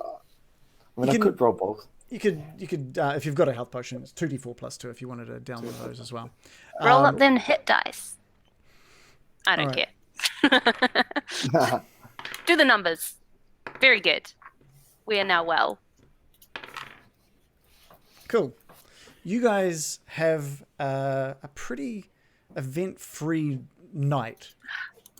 I rolled the dice like 6 times just to check. The most that you hear is a weird. I think Sig, while you're maybe 6 hours into this rest, you're sort of just looking around the room at what's going on in this room, and you hear a kind of a slimy sound coming from outside the room, and you stop for a minute and presses up against where the door is, and you hear it just getting quieter and quieter. Something passed by, but nothing that sounded like it was going to be a threat of any sort. And with that, you all wake up in the morning feeling, well, in the morning, 8 hours later, you don't know if it's morning, you wake up 8 hours later feeling, the ones who are sleeping feeling completely rejuvenated. Everyone that's had the short rest, you get your spell slots or whatever it is that you'll get. But at the same time, you've all leveled up to level 5. And this is a great time to take a break, so we can figure out what happens. My mind is blowing. Although I do know what this means. This means double attack. Yeah. Sig would like to contemplate on mere reality itself before level 5 kicks in, and Sig would like to ask the DM to roll a D100. A D100. Okay. Roll it in the stream. Yeah. Oh, in the stream. All right. Okay. Yeah, roll it for all to see. It is most important. How do you do this? Should be able to just roll that. 72. Oh, Is that a good roll? that is very interesting roll. What Upon do you that, get with a 72? roll an additional D20.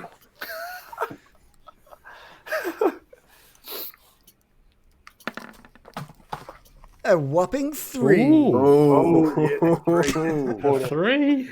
Oh, that's unfortunate. Sig's grasp on reality itself bends a little bit. Okay. But then the universe itself, or perhaps it is the DM, hears a noise approaching the universe. I hear a noise approaching. Some small footsteps, perhaps. And then a knock. There's a knock at the Not door. unlike that one. There's a knock at the door. Do I go The get... universe has got its door knocked on. Do I answer the door? I guess I answer the door. Roll a d6 to see if you answer the D6. door. All right. D6. It is a 2. That was an intelligence modifier, so thankfully you do. You go and answer the door. Okay. Reality answers the door. For realsies. Some big rolls. For those watching, the DM is crafting reality around himself and going and getting a bag. Not unlike the one on the stream right now.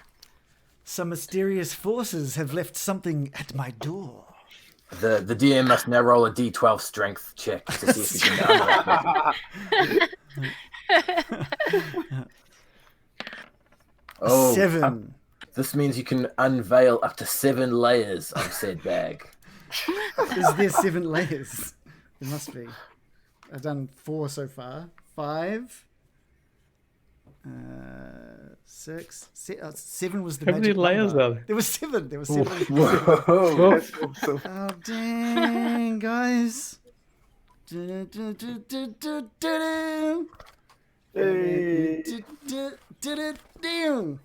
Wait a minute. But there's a douche.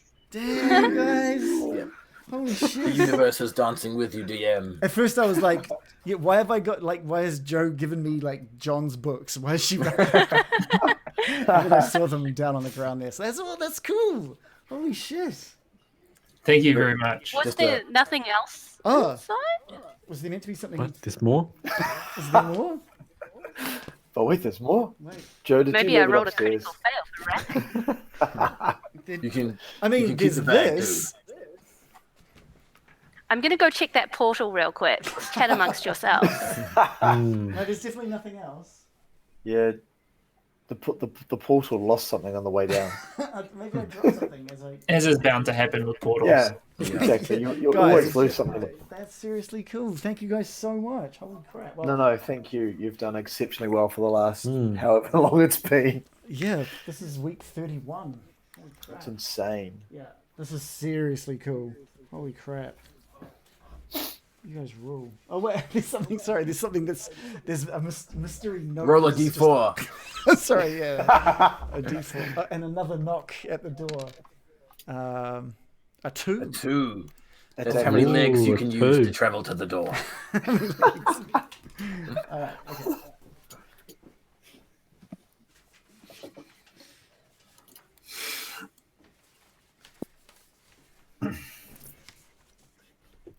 This is awesome. This is so cool.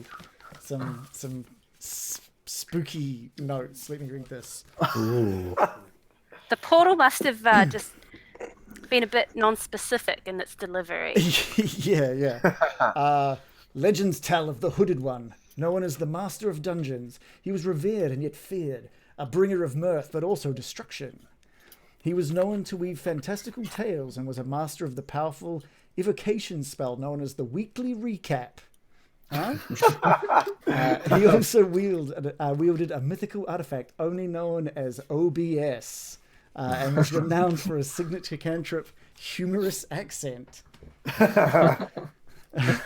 Actually, wait a second. Can we do something? The legend tells of the day he would receive a triplicate of gifts, marking the gratitude of his subjects for his deeds. And that is where the legend ends. Or does it? Only the Hooded One knows. Well done. Well done. And I noticed there's a second little note here as well, which is really cool. Thanks to Cerberus Games for helping out getting Dicey with a sweet discount. That's awesome. So they came to the party again. That's fantastic. That's awesome. Guys, this is so cool. You guys rule. An extra dance for you, DM. For a splendid campaign. And not TPKing us immediately. This would have been a really sour moment for you guys if I'd killed you all with a spectator. Just after the break, kaboom! You're all dead. Yeah. Oh, dude, guys, that is just, man, that's so cool. That's so cool. You guys are awesome. You guys, thank you for being part of this every week. It's awesome. It's a good group of people to be DMing. You've made this super easy and super fun. So yeah, thanks so much. Well, Random's working really hard to get Billy. Will you do me a favor and hold up those signs? Just because I actually tea stain them and burn the edges of the lighter. I wanted to. That's Wow. Those are cool. That's very cool. That's very cool. Yeah, that's really almost cool. set off the smoke alarm today. Nice. You did Have we got it a good inside. shot of you holding the Thanks Cerberus as well? Is it backwards for you guys? Dance DM. No, it's not backwards. Okay. I think it's backwards for our viewers, but that's okay. They can have it backwards this time.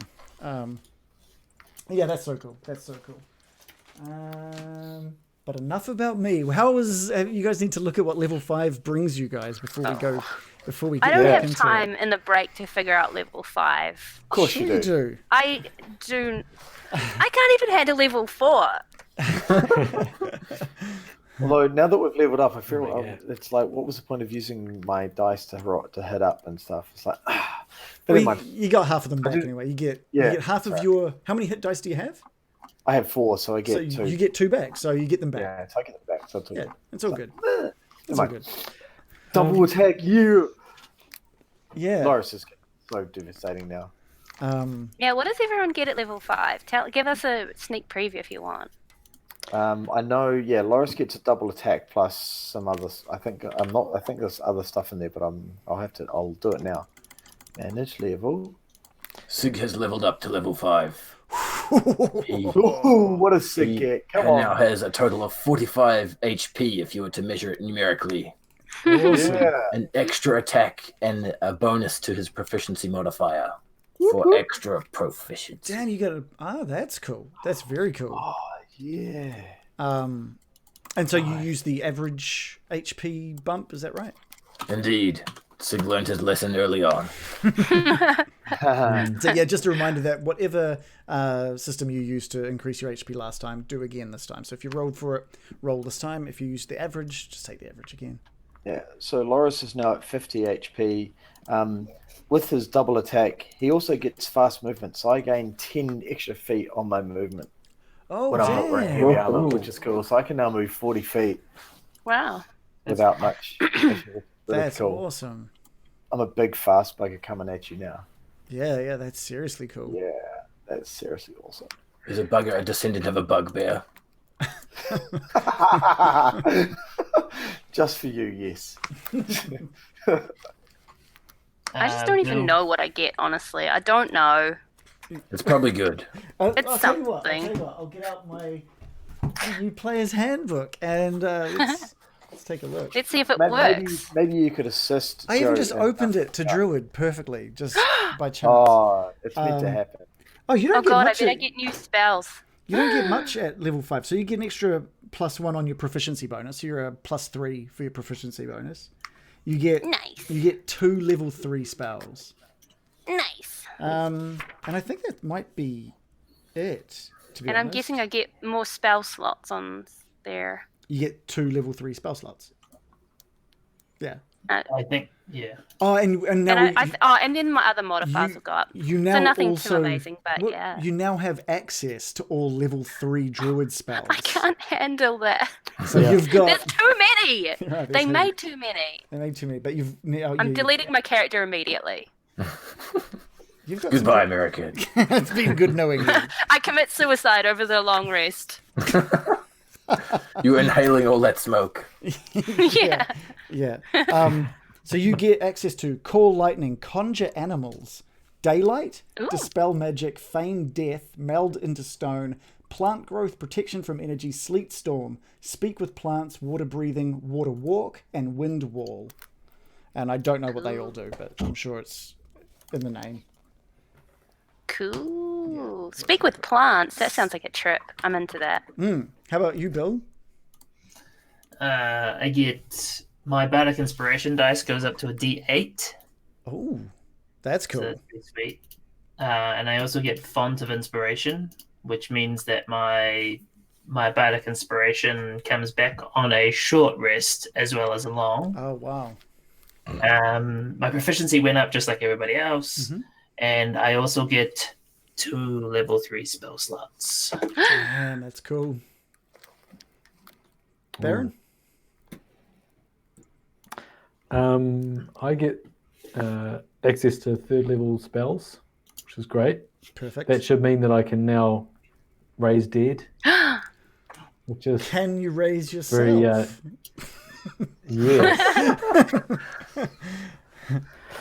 What else do I get? Oh, I get my proficiency bonuses going up, Okay. and yeah, that's the gist of it. I think. Yeah. I'm just looking at all the 5th level necromancy spells. To go contagion, dance macabre, innovation, negative energy flood, raise dead, and that's all. Man, that's cool. And if you had max HP higher of 3, if you were back at your normal HP, what would it have gone up to? I don't know. That sort of screwed me over. I was at 22. Now I have to figure out how much it will go up. Well, it will still Or go average. up. It'll still go up by whatever you either average, if you did average last time, or if you roll for it. You'll I still... do average, yeah. Yeah. It normally does it automatically, but I've screwed it over by going down right. to 3. Right. So I have to figure out what the average is. Does it go? Is it still at 3? As of while we're in our That's the break, one. sure. Yeah. Okay. All right. So it's 3. Okay, all right, we'll figure that out. But I just want to jump back into the chat. see I have how a question. Oh, okay, I won't jump into the chat. What's up? Does Ranzin level up? That's a good point, and the answer is no. He dies, old age. No, Runzin is already at a pretty decent level for where you guys are at. He hasn't done the same level of stuff that you guys have done. He's got his own little system that I've got in place for him. You don't need to justify it. Just say no. It's fine. Okay. He's my little spider baby. Yeah, he's a little spider boy. So yeah, Let's go to the chat. Let's go to the. Let's take it to the chat. Octoboss showed up as well, be back. which was really cool, and Sock Merchant as well came in hoping for that TPK because of course Rude. of course he did. Absolutely, how rude. What else have we got? It's a bit of a. No, it's all right. I think we've had a. I think actually Octoboss gave some cheered earlier on with a pretty decent cheer of 700 bits. So Octoboss, you've also got. There it is. You've got an inspiration point you can give to someone. So check using the overlay who has a inspiration point. I would ask the team, but they've all disappeared. What's that? Who's got an who needs inspiration at the moment? Because Octoboss. I do. Yeah. So Octoboss is going to be able to give it to someone. And Random Origins gave me that, which is so cool. But Random, you can also give someone else inspiration since you gave another 300 there as well. So there's 2 extra inspiration points that can be gifted out to whoever. But yeah, let's go through the usual. Give it to yourself. Well done. You can use that whenever you feel you need to. American, you've been given the inspiration point by Octoboss. Thanks. Perfect. So if you've liked what we've been seeing tonight, and it's been pretty cool so far, give us a follow. We've already had a few extra follows tonight by Jeff Bomb 911. 911. I don't know the best way to say that. 911. I feel like that's Don't say that way. Never say that. We've had Jace. I'm just going to say Jace, Bellerin Sama, and Suzu, and Murky H20, and Steel Spy. We've had a decent amount of those 2 literally just happened. Murky H2O and Steel Spy. So thanks so much for the follow. Thanks for the support. If you really like what we do, you can follow in Furry Blue Elf steps and subscribe. It's half price subscriptions this month through Twitch, which is fantastic, and that definitely helps us moving forward as well. If you just want to absorb what we do without following or subscribing, we're totally cool with that. We're going to be doing this every week anyway, and we have a Discord that you can come and chat to us in. We like to discuss D&D, what's been going on through this campaign, what's been going on in your campaign, or helping you find out anything that you want to find out about D&D. We're always in there and always chatting. If you liked what we've done tonight, you can catch up on all of our previous sessions, the last 30 sessions. Underneath, there's a link to our YouTube channel. So give that a look. And we are releasing them every week on pretty much every podcast system as well. They're not tightly edited, but they're very, very easy to listen to. And again, we had Phoenix. Phoenix just gave us a follow as well, and Sharpie Edge is resubscribed as he does and has done for the last 6 months. So we need to. There we go. This is for you, Sharpie. Thank you so much for the continuous support. And if you guys want to show even more support, there is merch that you can buy as well. There's a couple of shirts, a couple of really, really cool t-shirt designs that Joe created for us. Dave is whipping his shirt up now to show it off. It's our Billy Goblin shirt. We haven't seen Billy tonight because it's probably a bit cruel to have him show up right now. Plus we're getting to the end of this campaign, so I need to decide. I've got some plans for Billy. So I have raised up how much needs to be brought in to bring Billy in, because I think Random noticed that this earlier on the thread. He's like, "Well, 5,000 HP." I mean, Billy's a big boy now. Billy is he's a big guy. You got to pay for it. He can't be as easy to show up with. If we had he's strong. We can't have him showing up as often as the weaker version of Billy. He's just gonna really destroy things.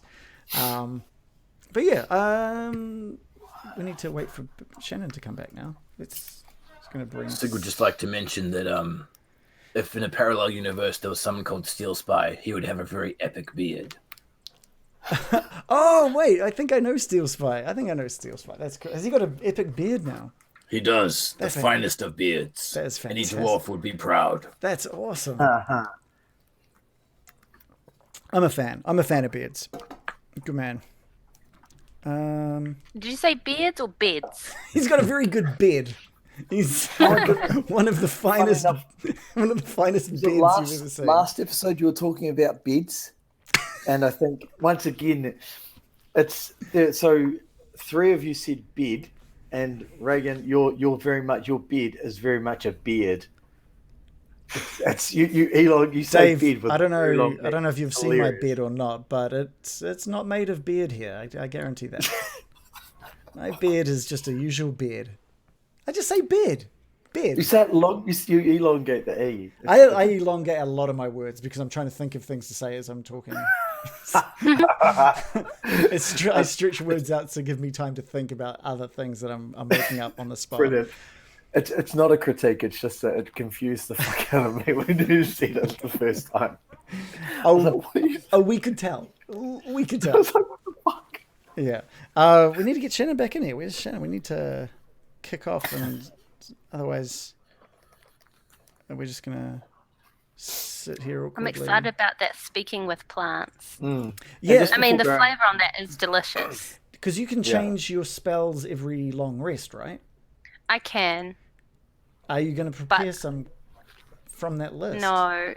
I'm too bamboozled. I can't do it Okay, while we're playing, or I'll just not hear anything anyone's saying. So Yeah, cool. So what we'll do for next week is we'll say that you've prepared some spells now. Okay, cool. So you'll let me change my spells in this long rest, but do it after the fact, so I don't Correct. just tune out from the stream for 10 minutes because Yeah. I don't know what I'm doing. Yeah, Thank you. We'll do that. We'll do that. Thank you. Make it a bit easier for you.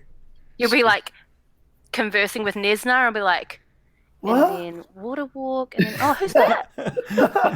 Were there any in there other than speak with plants that took your fancy? Yeah, there's heaps of cool stuff. Okay. Great. There's I don't know, meld into stone is a fun. I think they're all very fun flavors. I don't know how useful they are. Yeah. Like a lot of druid spells are all like, that's probably never going to come in handy, but it will be awesome if it ever does.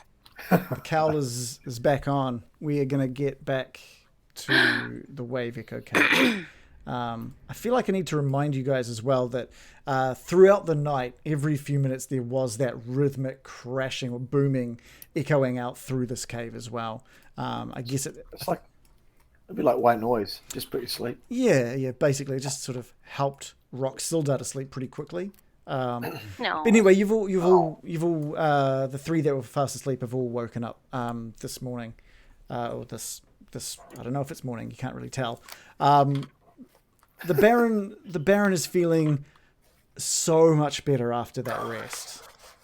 He is feeling so much better. It's night and day compared to how he was feeling when he went to sleep. And he pulls out his little mirror and he looks gorgeous. He looks great. Oh. Yeah. Better than before. He looks compared to how he looked the night before he went for a sleep. Like I woke up at level 5. Yeah. Yeah. You feel very rejuvenated. Baron, you don't look so ghastly anymore. It's a miracle. Is this a new? That's level 10. That's level 10. It needs to be more of a Okay. single. How do you? It's not as good as this. Yeah, this is so much better than You it's can do level that? 4. You got that one now. So yeah. Yeah, another one comes. Yeah. So you're back at your normal. Always fun. You're Why didn't we have this before?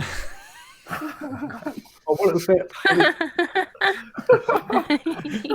that should have been level 1. Yeah. I can't do it. Level 1, everyone. So Barry, yeah, you've woken up feeling great. Your HP is back to normal. Yeah. In fact, it's better than it was before you went to sleep because now you've leveled up and you've got that extra boost to your HP as well. Awesome. I just have to figure out how much that is. Okay, cool. Because what it cannot be right. It cannot get just 3 HP each level up. Maybe My average is 5. Whatever, Oh, really? if that helps. What was your average, Sig? Pardon? Sig, what was your average when you leveled up? So Sig referred to the D&D page for fighter and just used the thing which it says to use, which is 6 plus 3, which is my con mod, which is 9. So every time I level up, That's what I get. I get +9. That's pretty good. So for a wizard, you just go to the page where it says wizard, and you read the thing, you add it on. Or just get Roll20 to do it, or D&D Beyond to do it for you. That's just because I Fine screwed choices. up by changing my AC, my HP to 3. Yeah. If you've Oh got, no! Okay. Well, we'll deal Oh, with I'll that. figure it out. Yeah, we'll figure that out. So it's probably around the almost 30, if not 30 now. So we'll just go with that until you figure it out. My for God mod is 2, so it should be more than 3. Yeah, yeah. All right, and so Silda just sort of wakes with a as he sits bolt upright, ready for sort of action. Is that how he wakes up every morning? Literally every night. Poor guy. I hope no one saw that. Oh, we all saw it. Okay. We were watching, waiting for you. Wrong on your face. But yeah, so Silda gets to his feet and looks across everyone and sees the Baron in the corner looking much healthier. Oh, thank God for that. You guys have barricaded yourselves in the room. Sig, you remember the slimy sound that you heard outside the door last night? How does that sound? What's a slimy sound? There you go. That's exactly it. Perfect. Gross. Sig listens to the noise of Baron waking up and remembers the slimy sound he heard outside. It seems we have gone through the night uneventful, thankfully. I propose that we discuss the forge and then continue on with our crusade to Rizdad's land of Nesna. I would like to try something out with the forge, but I would suggest that all of you maybe stand at the rear of the room just in case I kill us all. I have a blade here, and if the legends are to be true, if I was to pass this through the flames, it would gain some enchanted ability, which why I'm here. As you know, Cragnol has suffered various assaults from the goblin kind, and I'm looking for ways to improve our village's chances of survival. And if we can enhance our weapons in any way, this will aid in our battle. But I'm not super familiar with enchanting, so flames could leap out or something like that. And Sig looks to the group to see if he has approval to test out his dagger theory. Silda just takes a step back, but is very interested in what you're talking about. Maybe I could assist you. Thank you, Baron. American? What does American think of that? I'm quite concerned. Do you know anything of enchantment or magic?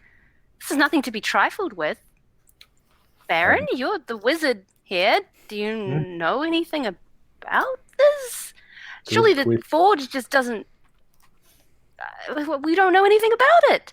Well, the thing is that do I know anything about it? I know it's made by gnomes and dwarves. So originally, this forge, as Silda's mentioned, this was built by powerful wizards. This mine is for filled of gnomes and dwarves that help create the weaponry, but they most powerful wizards are gnomes. Okay, there we go. There may have been one or two gnomish wizards in here.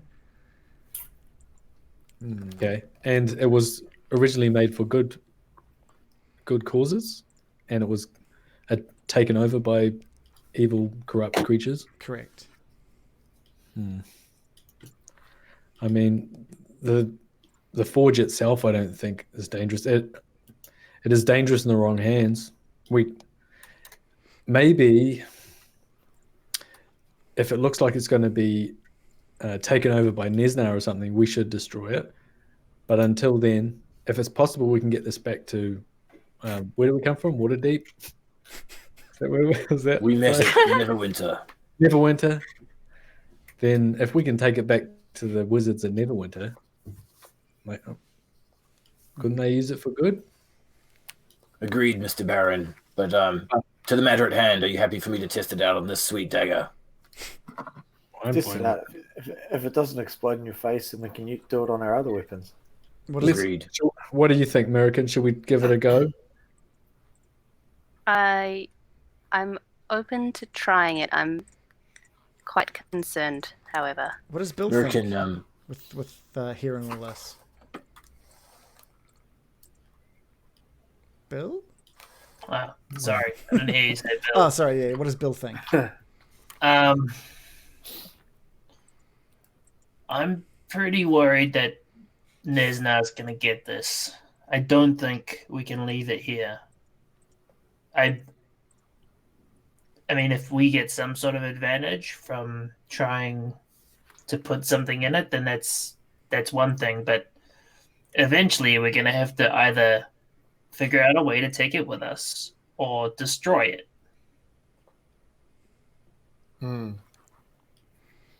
You American Bill. You don't think that thing was basically protecting this thing from Nesna, do you? Probably. We could be its protectors now, I suppose. That thing was a... You have raised good points, my friends. I'd just like to remind you this hammer which you see before me with the forge emblazoned on it, and the story which it regales, where the smith defends the eastern fields against a goblin incursion and the burning that happened. His repelling of these forces was only possible through this hammer, and this hammer was only possible through this forge.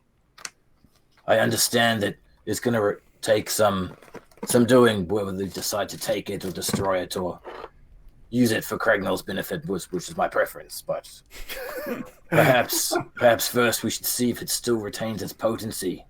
I know it has been sitting here for hundreds of years. I do not know if it is still useful.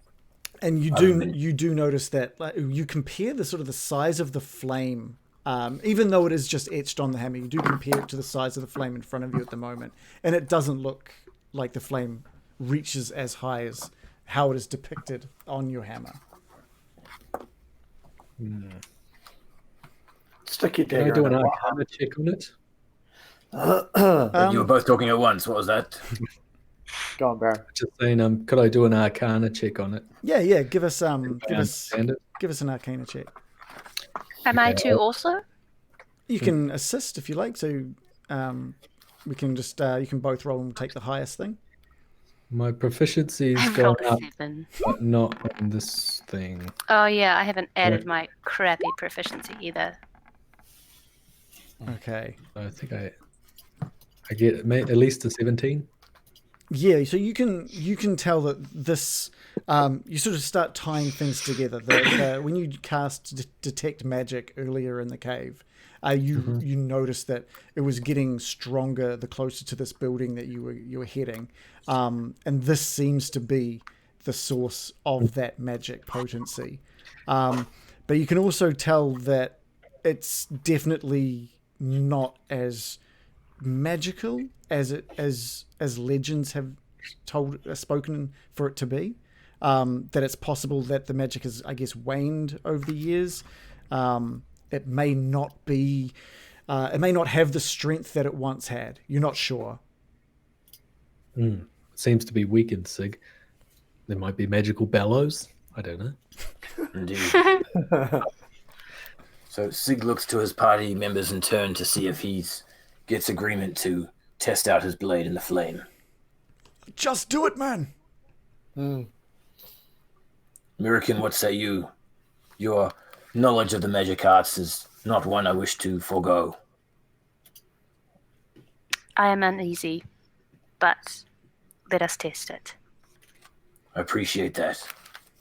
And Sig very carefully and slowly passes the blade of his dagger into the forge of spells. Cool. The flames lick up around the dagger and causes the dagger to glow just slightly green, just let off a slight green tint. Can you give me a D12 dice roll, please?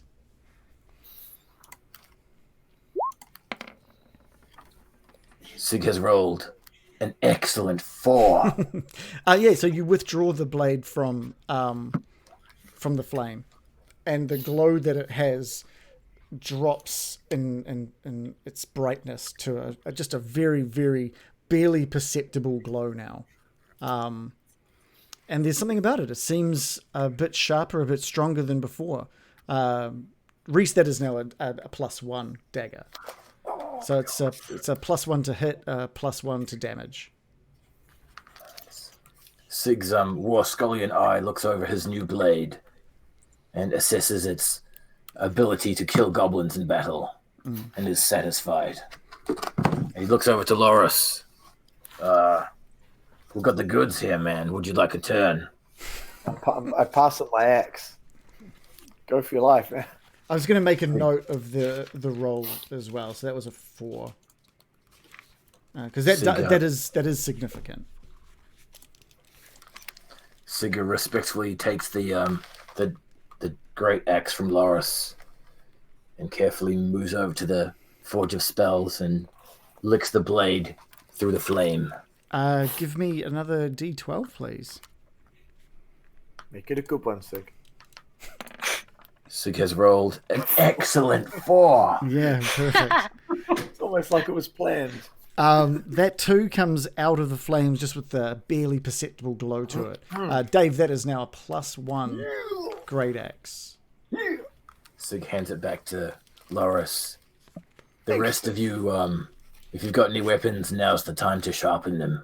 Yes, fire. Silda steps forward as well, and places the longsword into the forge.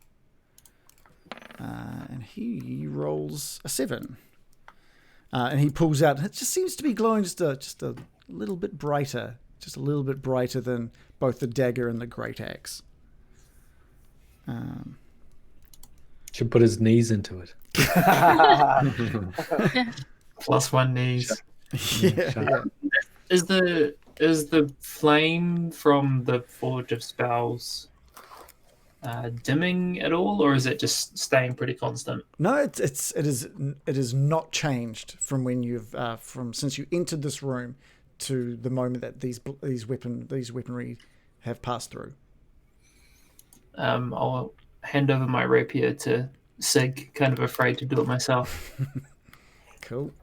Sig takes the rapier and repeats the process ever so gently, passing the rapier's blade through the flame. Yeah, give me a D12, please, Sig. Sig is hoping for a 4. 4, Sig has rolled a 7. 4 is so last session. What are you talking about? It's all 5 now.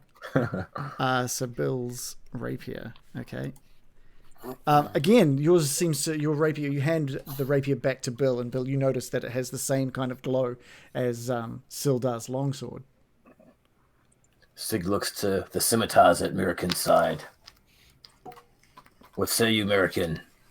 Will you harness this power for good to slay enemies of us? Mirakin, I think you look over and just see delight in everyone's faces as they look at their newly enchanted weapons. This has all happened quite quickly for Mirakin. It went from Sig testing out a dagger to a dagger, an axe, a longsword, a rapier, and everyone is just hungry to get their weapons enchanted. She's shaking a little with fear in her eyes as she witnesses everyone queuing up. And she's so torn, she doesn't know what to do. Her hands sort of flit to her side, but then pause. And she looks into Sig's eyes to see what she sees. He looks crazed. Sig, how is Reese? How is Sig feeling about this? How is he feeling? He's found the Forge of Legend, the creation of a powerful weapon that was used to help defend his city, his town, his home. You are encouraging others to partake in this magical power. What is Mirakin seeing in your eyes? Mirakin sees memories flash in front of Sig's eyes. It was the year 1495 of the something This is a lot to read into some eyes. D&D reckoning, where at first he set out from Craignoll many months ago, and that it was just a legend of a rumor of a myth that this spell of Forge would exist. And after countless battles, he has made it there. And with each weapon he sharpens, and with each lick of the blade, he knows that his homeland can be a little bit safer. He can picture the villagers sleeping soundly in their houses, not needing to nail themselves inside to keep safe overnight. And he is eager to bring this power back to Cragnol. Joe, Is that what I see in your eyes? can you give me You've got very perceptive eyes. Can you give me an insight roll, please, American? Okay. Because that's a lot 'Cause to I'm get gonna- out of just looking in some eyes. Depending on your roll is okay with that. Okay, 18. They've 18's a rolled good an roll. 18. You see absolute Possibly a 19 with my level up. Sorry, carry on. You see absolute relief in Sig's eyes. You see hope and promise in his eyes. Especially that one. Mainly that the one. right one. Yeah, they both have slightly different flavors on the same theme. I know. Hope was in this one.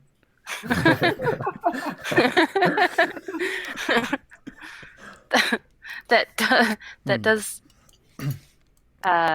alleviate her fears somewhat. What does she see in her companions? I don't need to have a novel on each of their eyes.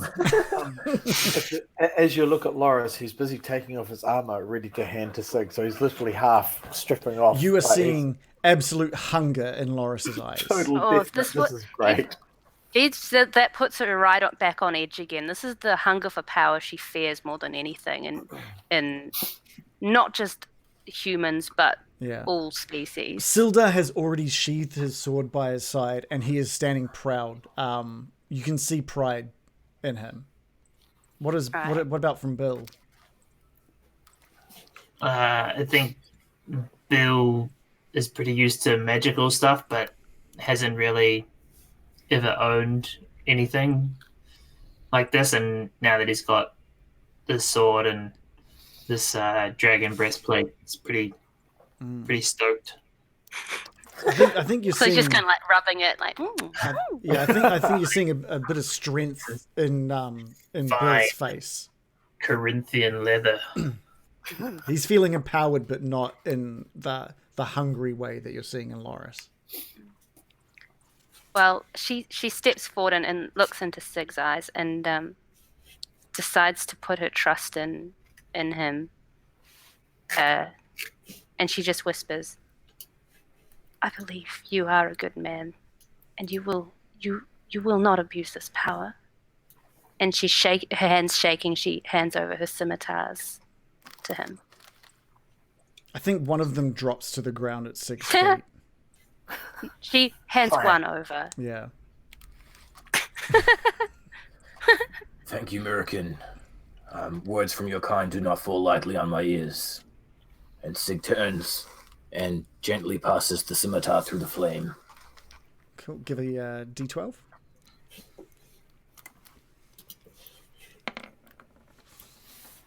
A 10.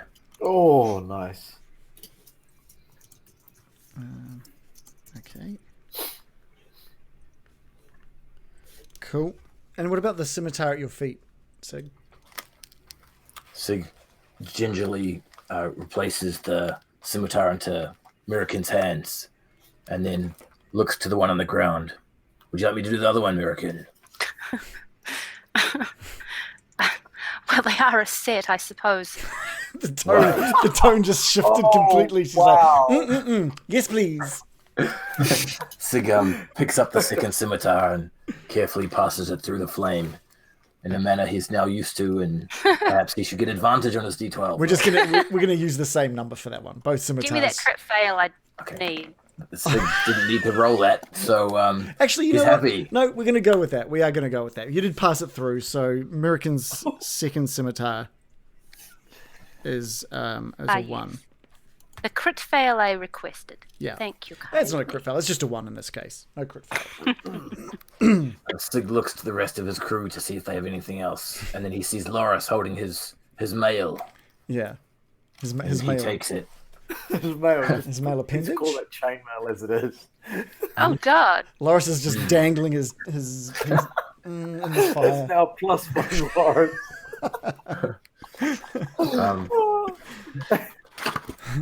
Siga removes his sword from his sheath and he drapes the mail over it. Yeah. So he can pass the mail through the flame without burning his hands. Cool. And he does that like a boss. Give me a D12.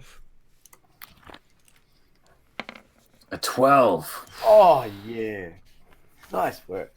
The forge breaks and everybody. Does that count for both my longsword and his mail? Because you haven't done your yes, it does. Short sword, sorry.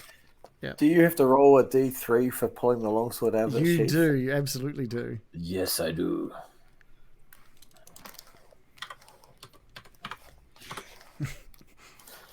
Is it like slash RD3? Sig wonders to himself. It's just roll slash roll 1d3. I'm sure. The other slash. Oh, you don't need the slash?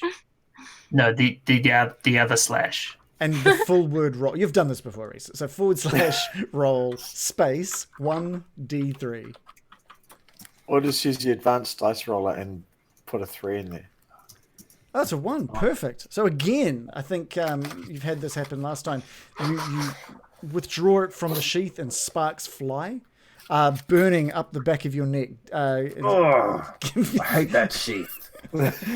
And with that sheath burning on the back of his neck, he unbuckles it and puts it on the ground and picks up his other sheath, which looks very similar, but yeah. just a normal sheath. Oh, he's getting rid of the sheath of sharpening. The blade is beautifully sharp again. But He offers the sheath to Loris. I'm not carrying a sword. What am I going to do with that? Yeah, it does That's a fit good any point.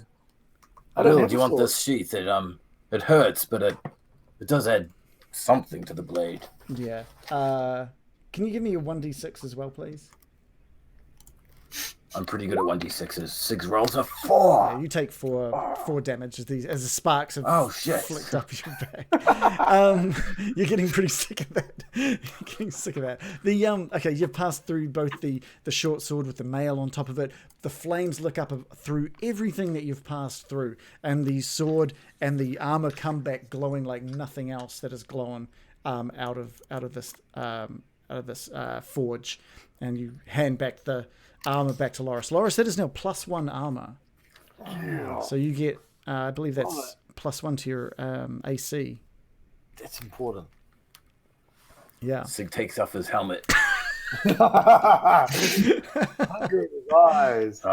Unless you guys want to do anything else, I'm going to try this out because oh dear, helmet would be good. You guys have taken a long time as you guys have been doing all this, and that's caused me to roll a dice. Oh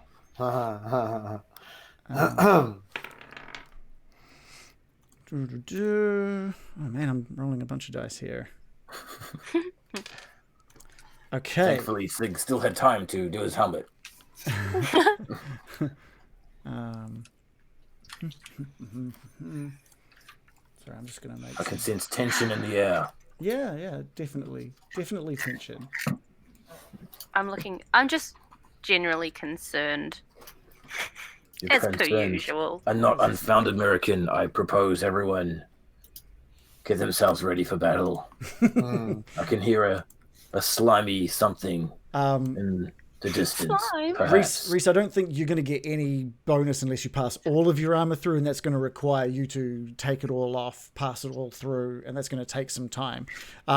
You all hear just noises coming from the north, and this door that's been there just starts slamming just up against the makeshift wood and stuff that you've barricaded that door with. Is there anything you guys want to do while this is happening? Ready I'd like for to combat. stand. Yeah, I'll stand with my bow and arrow at the ready. Yep. I'm going to prepare an action to shoot anything that comes through there with ice knife. No ice knife. The hand thing. Chill touch. Yeah, cool. And you can then there's another just slamming at the door to behind you, the main entranceway that you came through as well. Both doors, there's just a slamming of I don't know, it just impacts into these doors, and the barricades that you've put up are slowly being pushed further and further away from these doors. If there's nothing you guys want to do, Sig calls to Loris. Loris, can you guard the western door? Oh, sure. Guard the western door. Where's west? It's the red Sorry, one. I'm not. All right, cool. and I think with that, I'll get you all to roll initiative. Rolled a 21. He's ready. Sig has rolled I rolled 19. an 11. Oh, I rolled a 20. And 16 for me. Cool. And Sildar has rolled a 3. Cool. So at the top of the order, Bill, you're just hearing the slamming against both walls, just almost one at a time, one from each side. What does it sound like? Does it sound like a... It sounds like something pretty heavy is slamming against that stone wall. Okay. Loris, I'd suggest maybe standing back a little. And I'm just going to ready an action to cast Vicious Mockery on whatever comes through. Cool. Sig?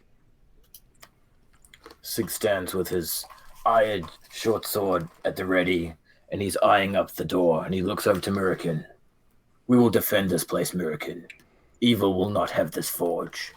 And he talks really encouragingly for a little while. I am listening. Bill, which doorway are you readying your attack on? The western. The western one, okay. Sig, are you readying anything for if something enters? Sig is readying an attack for anything that breaches through the north. Okay. Baron, how about you? Having seen everyone passing their equipment through this thing, you've just been watching this going on, and it's taken a good 20 minutes, 30 minutes, and then suddenly just this banging at each door. Yeah, I would just be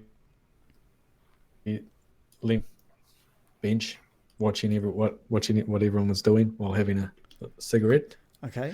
Now I'm thinking about it. Yeah, I'm gonna keep my eye out for the western door. Okay, cool. Are you readying anything for that western door, or just Yeah. A chill touch. chill touch? Okay, cool. Loris. Yeah, so I think I'm just gonna ready to charge anything with my axe. I just So want to say as that soon as- you haven't had time to put the armor on yet. Oh. By the time this banging has kicked in. All right, so half and half. Then I'll obviously be armor in hand. We'll flag the attack. My first idea is to get the armor on. But, Okay. Well, I'm not going into battle without my armor on. So yeah, my first focus will be putting armor on. So that'll take obviously a turn to do. I assume. Won't it take longer than 6 seconds to put on I don't armor? know. To use an Maybe it does item. take longer. To use an item is a turn, so that's fine. Must be really, really handy. Yeah. Now, It's American, a shirt. I'm really quick at it. American, Wow. you didn't select your token, so I did! I did. I absolutely did. Yeah, you. I did. The game says you didn't. So yeah. So we'll have your turn now. It should have been after Bill, but we'll go now. I'm just readying my bow and arrow On which doorway? at anything to come through this door I'm next to. The northern door. The northern door. Okay, cool. And with that, the door. Oh, I'm going to step back for a better view as well. I Okay. don't want to be side on to it. Yeah, cool. There's just another banging on the northern door, and these tentacles wrap around into the entrance of the doorway and wedge the door open, and this beaked face pushes through into the room. So everyone who had a ready to attack on that northern door can go. Sig would Yes. like to use his ready to attack. And Sig has a question. If I now have 2 attacks, does that mean I get 2 attacks for a ready to attack? Yeah, totally. Sweet. Can you reach 10 feet? Nope. Um, What about tentacles? they're all restrained or constrained to that little space that he's in at the moment. You weren't close enough to the door. You didn't prepare yourself in front of the door to attack anything straight Sig away. looks really ready, though. He's super ready. American, you Very let good. loose with I have rolled a your- 16. Cool, which is enough to hit. For 10 piercing damage thanks to my nifty braces. Yeah, you see the tentacle enter the room, and it just shoots the arrow directly into this tentacle, and it pins it to the. It would have pinned it to the wall if it was wooden or anything like that, but it manages just to sort of puncture into it, and the tentacle just whips it back out with this arrow still sticking out of it, and it lets out this horrific scream as it does so. You've definitely heard it. Was anyone else that was aimed on that northern wall? I think the others were on the western, wasn't it? Cool. And with that, this creature that you've seen before from Cragmore Castle comes flailing towards the group and lashes out at. So who does it lash out at? Lashes out at both Sig and Mirakin, basically. Oh, sorry. It's gonna lash out at Mirakin. Sorry, with its tentacles, having just been attacked. It has rolled a 17. Shouldn't it trigger the ready action from? True. From Sig. Sig had his ready action for when it entered the room, not when it got close. Touche. Okay. He specifically Honestly, said I when it entered the room. I don't think my AC went up when I leveled up, so that is a hit. Okay, so that is 4 damage. With its tentacle wrapped around you, it pulls itself closer, its beak snapping, and just tries to bite into you with its beak. But it has rolled a 10, which I know is a miss. It's got me! This gross tentacle thing! Ah! And that's what she said. That was very good. I like that. That was very nice. From the other door, the door again pushes open, and tentacles squeeze through the small crack and just wedges the door open, bearing its beak and hissing out. So that is everyone who had an attack ready for that western door. Yes. So that was ice knife, No, just chill touch. Chill touch. There we go. All right. What is that? Oof. 24. Yeah, great. That's great. That's definitely a hit. What? 14 damage. Perfect. Oh, because chill touch goes up at level 5. Oh, really? Oh yes. It's a +7 to hit and 2d8. Yeah, that's awesome. Wow. So yeah, that you just slam this hand, this ghostly apparition just shoots out and are you aiming for its beak, for its tentacle? Where are you trying to attach that? At the crux of its tentacles, its tentacle crotch. Yeah. And it's just cupping the crotch of this tentacle mass, dealing like, how much is that? 14 damage to it. Which is great. Insane. And it shrieks out.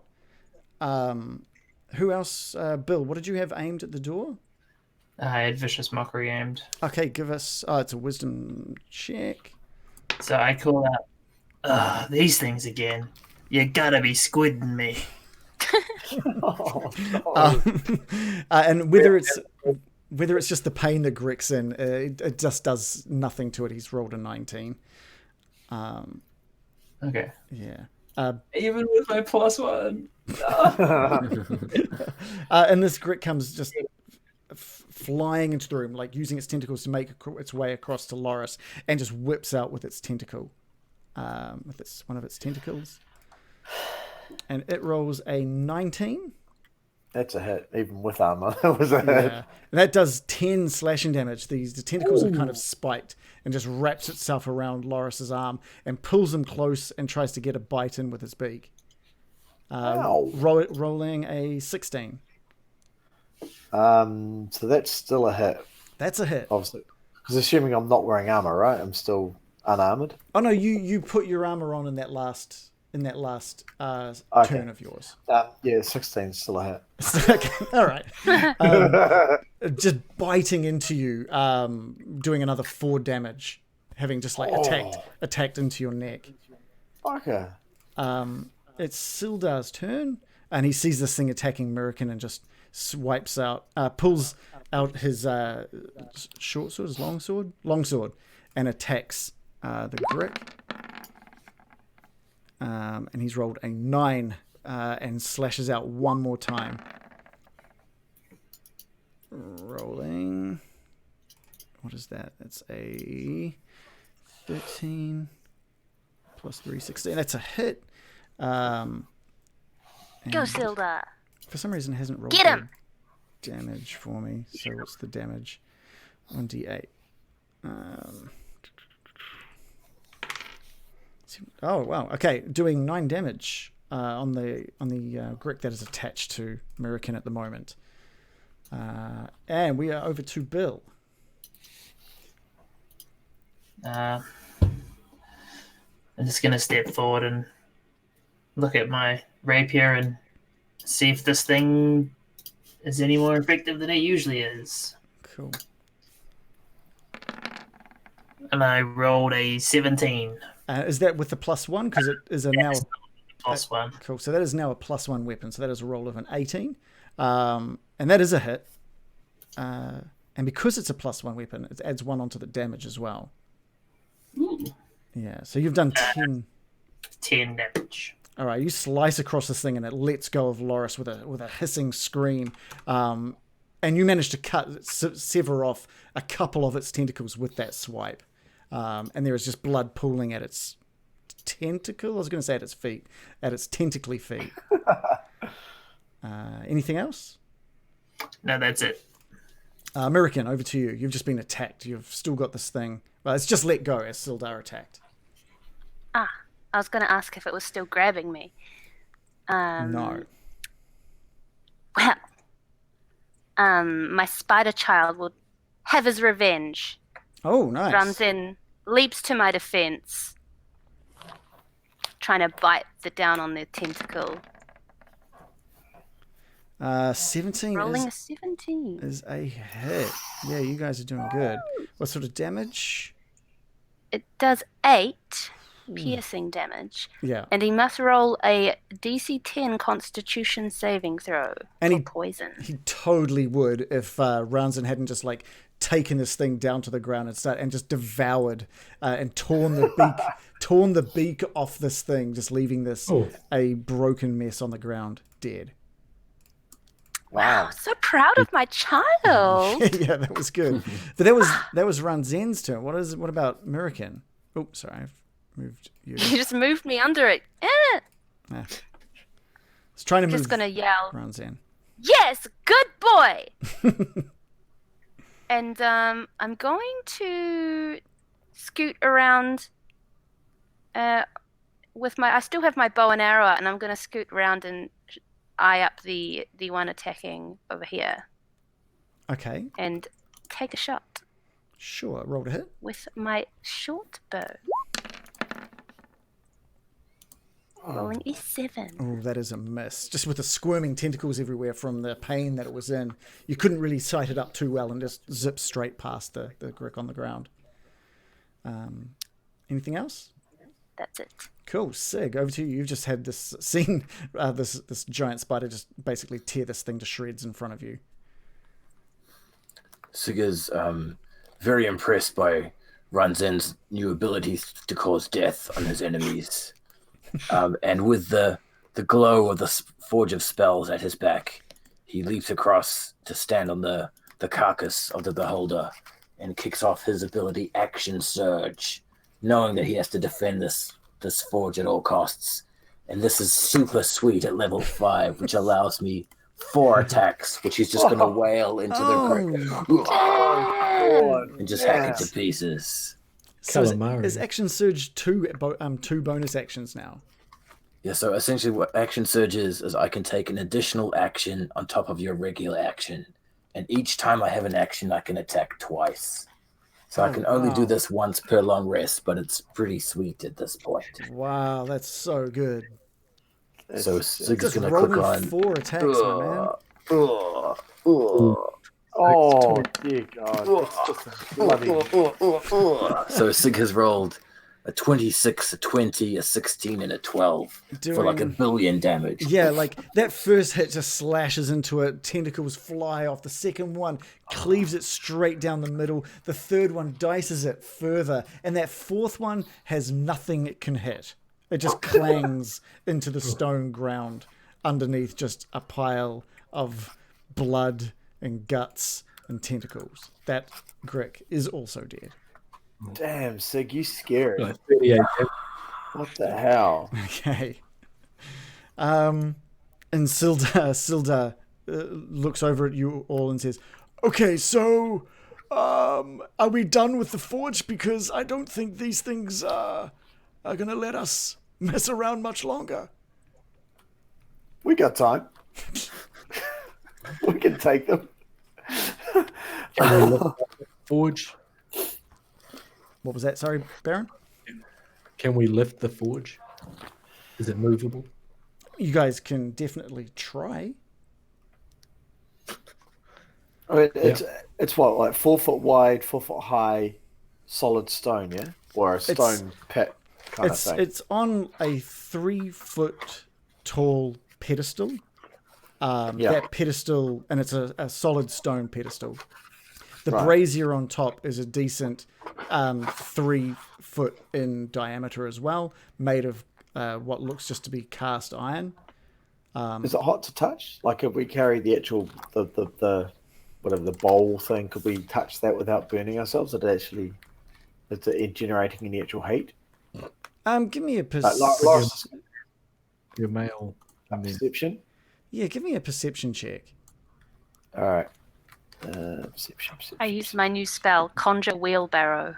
I roll a 3. You think it I'm doesn't gonna look? burn my hand. You think it doesn't look that hot? All right, so I'm just going to put my hand on it. Yeah, Okay. give me a d6 roll, please. A D6. Yeah. All right. It's very hot. I roll a 1. Yeah, you the instant your hand touches it, you're just like, oof, you pull that away. Ooh. It is incredibly hot. Okay. Scrap that idea. But it's not I was not going to carry that. it's not a fire hotness. It's more of a magical hotness. Magically tingly. Yeah. My initial plan was just to pick the bowl up and carry it, but enough like that. Sig looks to Merkin and Baron. Is there any magical means that we could conjure up to transport this to safety? I have an I idea. can't levitate anything. No, I don't. Pick me. Excited Loris. Yeah, I remember that I have a bag of holding in my backpack and pull it out. Yeah. And, Let's and totally do would this that. help? If someone could pick it up and put it in this, I could actually carry it. How big do you think that bag of holding is? Like how Surely a wide? bag of holding. How wide do you think? I don't know. I'm not entirely sure. Like it's a about these pouch. It's a things. pouch that you hang on by your side. It's like it's not a. But it's a magical pouch, right? You can literally put anything into it. It's not a sack though. It's not like Santa's Christmas sack with that. Like he So pulls in. I could put a sword in it and it would just magically disappear. But Yeah, it's because it's the opening to the bag of holding is almost like a portal into another dimension. When you reach into the bag of holding, you're not reaching into a big bag. You are reaching into another portal, into a portal. So into as long as another I can get dimension. something, as long as I can get something into it, Correct. You hop. is the material stretchable? No. Barking up the wrong tree, it Loris seems. doesn't understand these kind of things. Yeah, He's you're not like going to be able to. You're not going to be able to stretch that over like flame. Well, here's the thing, guys. We either destroy it or we take it with us. And if we can't take it with us, we have to destroy it. Destroy it. Yeah. So let's just try and let's break one of these tables and make like a sled out of it, push it over onto the table, and then we could just drag it with us rather than carrying it. Doesn't that kind of hinder us though in movement and battle? Yeah, well, how else do you want to carry this thing around? I like your plan, Baron. Worth a And try. if We it can't looks have it like- fall into evil hands. That is This the is one true. thing I believe more than anything. This is I true. don't even know if we can destroy it. But if it looks like we're going to die, I think we should destroy it in our last breath. I'll try. Optimism. Optimism. I love it. I don't know if I can. I don't think I'm able to do such things. Yeah. But But we'll call it a night there before you guys decide to unravel some master plan to do something with this forge. It'll also give me a chance to do some research into what can be done with this forge, I guess, as well. you know who we need to find though? Nundro. You guys are totally He forgetting could still about be poor alive. Nundro. I'm not Everyone else is forgetting like, about Iano either, because Iano could be around here. Yeah, I know, Nesna. We've got so many people we need to find right now. Hanging with Do the we net. though? We've got the sweet forge of spells. We're going to sit there and make magical weapons and sell them, yeah? Oh hell yeah! I like the idea that you find just a way just to get it out of this cave. You're just like, let's go. We're good. We've got it. Let's go. Yeah. Nesna will never even know we were here. I think we should form some kind of constitution with the forge and form a democratic republic. So that you need rules around this thing, otherwise you're just going to have some dictator spitting out magic and selling it. Yeah. Yes. We are not the Council of Five now, are we not? Oh, Oh, Isn't it six- okay then. And yeah, just Silda. it's Silda. Council of Five and that guy. And That goes without saying, Silda. We are members of the Gauntlet. Yeah. Thankfully, I did not say that in game time, so I can retract all I like. that's a good point. That is a good point. Council of Six and Dildar's out here somewhere. I've got to admit, I did think we would be leaving this workshop at some point tonight. No. As soon as Sig figured out that he could magic weapons up, it was like, yeah, that's all on. I don't know. Well, yeah. Sig found it out, and then everyone was just like, "Here we go. Here Yeah. it is." I would be the exception. Yeah, I would I have to like- acknowledge. I like that. I Right didn't put anything in it. No. Yeah, I noticed that. But you don't Let's think really about attack something with that weapons happened, per man. se. You give a group of attacking people a chance to get +1 on their weapons, and it's gonna happen. You guys don't know what that roll meant. No. Well, I would argue that I was actually on the fence about Oh, you even were. taking it at all Totally. on principle. So Yeah. yeah, That not is- just anyone would take it, but I think that is most noted. people would. Yeah. I just like to think that Baron was actually just in the corner, ready to just run and jump through the flames. +1 on me. Do it. +1 to Baron. I don't know. I don't really know what kind of magic it is. None of you do. I'm very concerned. Yeah. Loris doesn't care. What I haven't told you Yeah. is that, like, so for that 4, that roll of a 1, that roll of a 4, that's how many minutes until whatever you doused in it just disappears. You get herpes. Just burns away to Give me a minute. nothing. Easy As come, you go easy to go. attack your weapon, go, crap. Yeah. Yeah, cool. So what do you guys think? You guys dealt to that? What's a big plan with this piece of shit if it just destroys all your stuff? Oh, I'm going to sell these things that just turn to powder. Still sell them. You go into town, Yeah. view everyone's weapons, leave, and then they're defenseless, and then you let your horde attack them. It's a perfect Yes. plan. Yeah. This is why you must not turn to evil. You're entirely too good at it. It's Laura. frightening. Agreed. Evil is very bad. What do you guys think of the spectator? You guys dealt him really. He was relatively easy to destroy. I think had his blue, had his attacks on Loris worked. Yeah. I don't quite know what the blue was meant to do, but had that worked, it might have been different. Well, the blue was the There's same. confusion. Yeah, it was the one that got Bill. Oh right, yeah. I thought that was a red one. I thought that was red. Oh wait, The which- red one messed me up. The Oh. blue one was Loris. No, the green one. The green one messed you up, Sig. Green. That was necrotic damage. The second one that Yeah. was on. Oh, what was the one that I was using on? on Dave. It The wasn't. blue haze mist. I was thinking it sounded like an 80s cologne. I'd Laura wear that. probably needs an 80s cologne, to be fair. It'll take something a bit more powerful. Oh, Everybody no. Laurie got confused and hit one of us that could have potentially been lights out. Yeah, Especially if it was Baron. yeah. So I think the first one that I tried to get on Loris was the confusion ray, and then the second Yeah. time was the paralyzing ray. Yeah, if you Wow. confuse Don't give Loris, away all the monster's secrets. What if we find another one? we'd kill it too.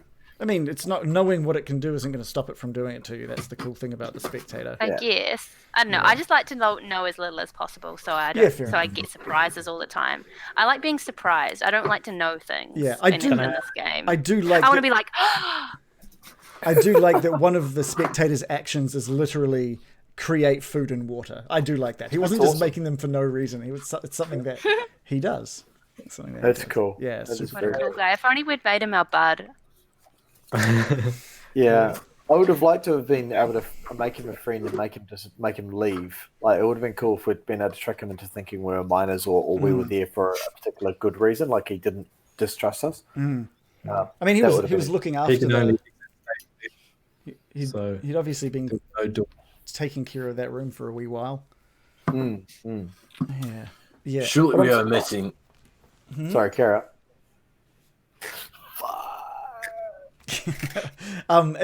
Sig, Reese, Random Origins is asking that you've definitely gotten rid of the sheath of ire. Sig has respectfully returned it to the floor.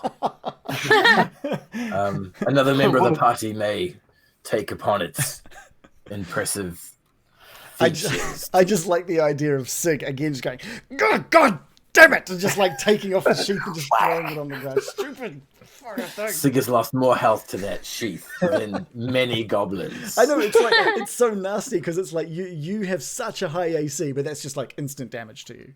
Yeah. Oh, That's great. That's what I kind of like with the spectator as well. You still had to roll bad for it to hurt you, but and you still saved and took a bunch of damage from it. Yeah. had you not saved, that was what? You did your 10 and you saved. It was Yeah. 20, would have been 20 plus if you hadn't saved. Correct. I would have been It would have gone fucked you up. Yeah. Yeah. Cool. That's what I was aiming for. That's what I was trying. Yeah. One Yeah, day I think I'm we going to were get you lucky. one day, Sig. I'm going to get you to the ground. You've got me already. Just pick a different target. Just take Loris out a few times. Hey, come on, Loris Loris has taken dies- himself out how many times? Yeah, Loris has He's got the good at highest kill it. Give count. him the XP. Yeah, Death Loris XP. doesn't need the XP right now. Actually, I don't think Bill entered a death saving state yet. I feel I like don't I think so. have. That sounds like a no. I think that's a no. It's a definite nah, I don't think so. How about Write that down, DM. not. How about American? American has. Or you No, zero. no. I don't think I've ever been in a dying state. You got knocked out of your bear form pretty promptly. Yeah. Yeah. And if you didn't I got- have that probably would have done some serious damage to you. Alright, so American and Bill are the targets then, because everyone else has been in dying state. Hey, I've tried. Like I have There you tried. go. You've got your instructions. As soon as American gets any sort of damage, she just rolls crits and gets her like spider out to. Well, that sounds horrible. She gets the spider onto. throws the spider. I don't know what that's supposed to mean, frankly. Yeah. So good. Nesna. Like of all the friends you can have go like die, I don't think it's the healers you want. No, Yeah. definitely do not want the healers to die. And I mean, you guys have, it's normally Sig and Loris that are up the front taking all that damage, unless it's the poor Baron. The poor Baron. It's usually the Baron that gets left behind because he goes and hides. Yeah, and Billy appears right beside him and goes, "Hello, whack!" Yeah. It's happened a couple of times, but also just, I don't know, I managed to, I don't have many hit points. I've died 4, maybe 5 times. Yeah. That's I- almost You have really low hit points and low constitution as well, right? I honestly thought Too. the Baron was dead tonight. I 100% thought it was going to be over. I'm so glad he's not dead. the temporary hit points thing was a great idea. Yeah, agreed. Yeah. That and not being in the room. A solid strategy indeed. Yeah. Bye. Yeah. Don't be near the battle. I forgot that you weren't in the room. So when I saw that when I loaded up the map tonight, I was just like, oh, okay, all right. So there might be a chance for him to actually survive. Yeah, and it's good having that false life spell. I have used that once before as well. Ah, okay, cool. And it Yeah. can come in handy. It rolled at max, so it put me up to 16. Yeah, Oh, that was very clever. That was good. Very, very clever. Yeah. And I did Yeah, but- roll to. It was up to the dice on whether you guys were going to have that rest unimpeded. I rolled 6 times because I was like, come on, I'm gonna get some. Come on! And then I wanted to no. see if my spell would work, my trick. Oh, right. Yeah, Save it. Do you know what it is? save it. Save it for another day. We'll probably need it at some point. Would it have interrupted the long rest though? Whatever that trick is. Yeah, I think we could have just kept resting after it. Right. Okay. Okay. I think that's the beauty of it. Oh, okay. Okay. Loopholes that the DM has never heard of, sure. Being like outsmarting the enemies, hopefully. That was All right.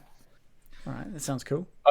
on the Lost Mine of Phandelver picture here, where we've got our tokens. I've managed to place my token, Brian, perfectly over the top of the wizard. Oh, look at that! Yeah, well done. that's pretty good. That is The awesome. body there. And I've turned myself into a full stop. Nice. All right. I thought that was you in bear form, but then I realized that you're just on the side. That's the trick. Classic. That's Just cool. upside. Okay, so like I prepared quite a bit tonight. Yeah, sorry we didn't get out of the room. No, that's cool. It is going to be interesting how much longer. I don't know. It'll be interesting to see what happens from here because you've got a few directions that you can kind of head off if you guys end up deciding to move further into the cave or whatever happens really. But I'm interested. So you guys are all available next Monday? Yeah, we're ready to go.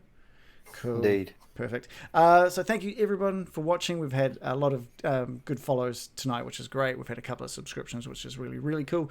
Awesome. Absolutely awesome. Octoboss says they'd estimate another 40 to 50 more sessions. And honestly, if we At our speed, that's probably fair. yeah, if we only like venture into the same room, we may never finish. Actually, that could just be a year of trying to move this forge. Who knows? Yeah, I think that's going to take up heaps of time. Just talking about the forge, Yeah. trying to get it in a wheelbarrow. Every new weapon we find, we're going to stick in the forge. Being interrupted by more enemies. Yeah, it'd be great. We're going to die defending the forge because we can't let it go. Yeah. Sig would be happy with that. We need to find a sack and then enchant it in the forge and hope it becomes a sack of holding. Yes. Put it over the forge. Yeah, I And like then what we hop in. yeah. I like Random Origin saying is Billy can come and take the forge. That might give you Yeah, guys sure. some importance to. We need to befriend Billy. Now there's some thinking. I don't think Sig would ever befriend poor Billy. We never get a chance to talk to Billy because as soon as he arrives, Sig smashes him. He appears, whack. It's Yeah. like, It is one of us. Yeah, he's only tried to talk a couple of times. yeah. Yeah. And normally it's like, hello, Baron, me again, stab. I like that I made him scared of me and he ran away. That was good. That was awesome. We might. Yeah, I don't think he's really tried to take you on head to head since that moment, has he? I don't think so. I don't know. Probably. I think yeah. No, he is. He's just a dick. Okay. All right. He's got it in for you, Baron. He won't come near the Sig though because he's terrified of him. He knows. Yeah, He knows the Sig will squash him every time. He's not going to go anywhere near the Tin Man. Jeez. Do it. Yeah. Anyway, so if you're not following us, give us a follow. If you want to support us, buy one of our shirts or subscribe to us. It's half price at the moment through Twitch for this month, which is awesome. Come say hi on our Discord, which is linked below. And we've got a link to our YouTube channel where you can check all of our previous 30 episodes. And if you like podcasts, where we release a new episode each week through wherever you get your podcasts. I think episode 21 is releasing in a couple of hours. But yeah, come say hi in our Discord because we like it and it's cool. And also, you guys are seriously awesome for these books. That's so awesome. Thank you guys so much for that. Yeah. You're awesome. Thanks. Yeah. But we'll be here same time next week as well. So thanks for watching. Bye. Bye. Bye. But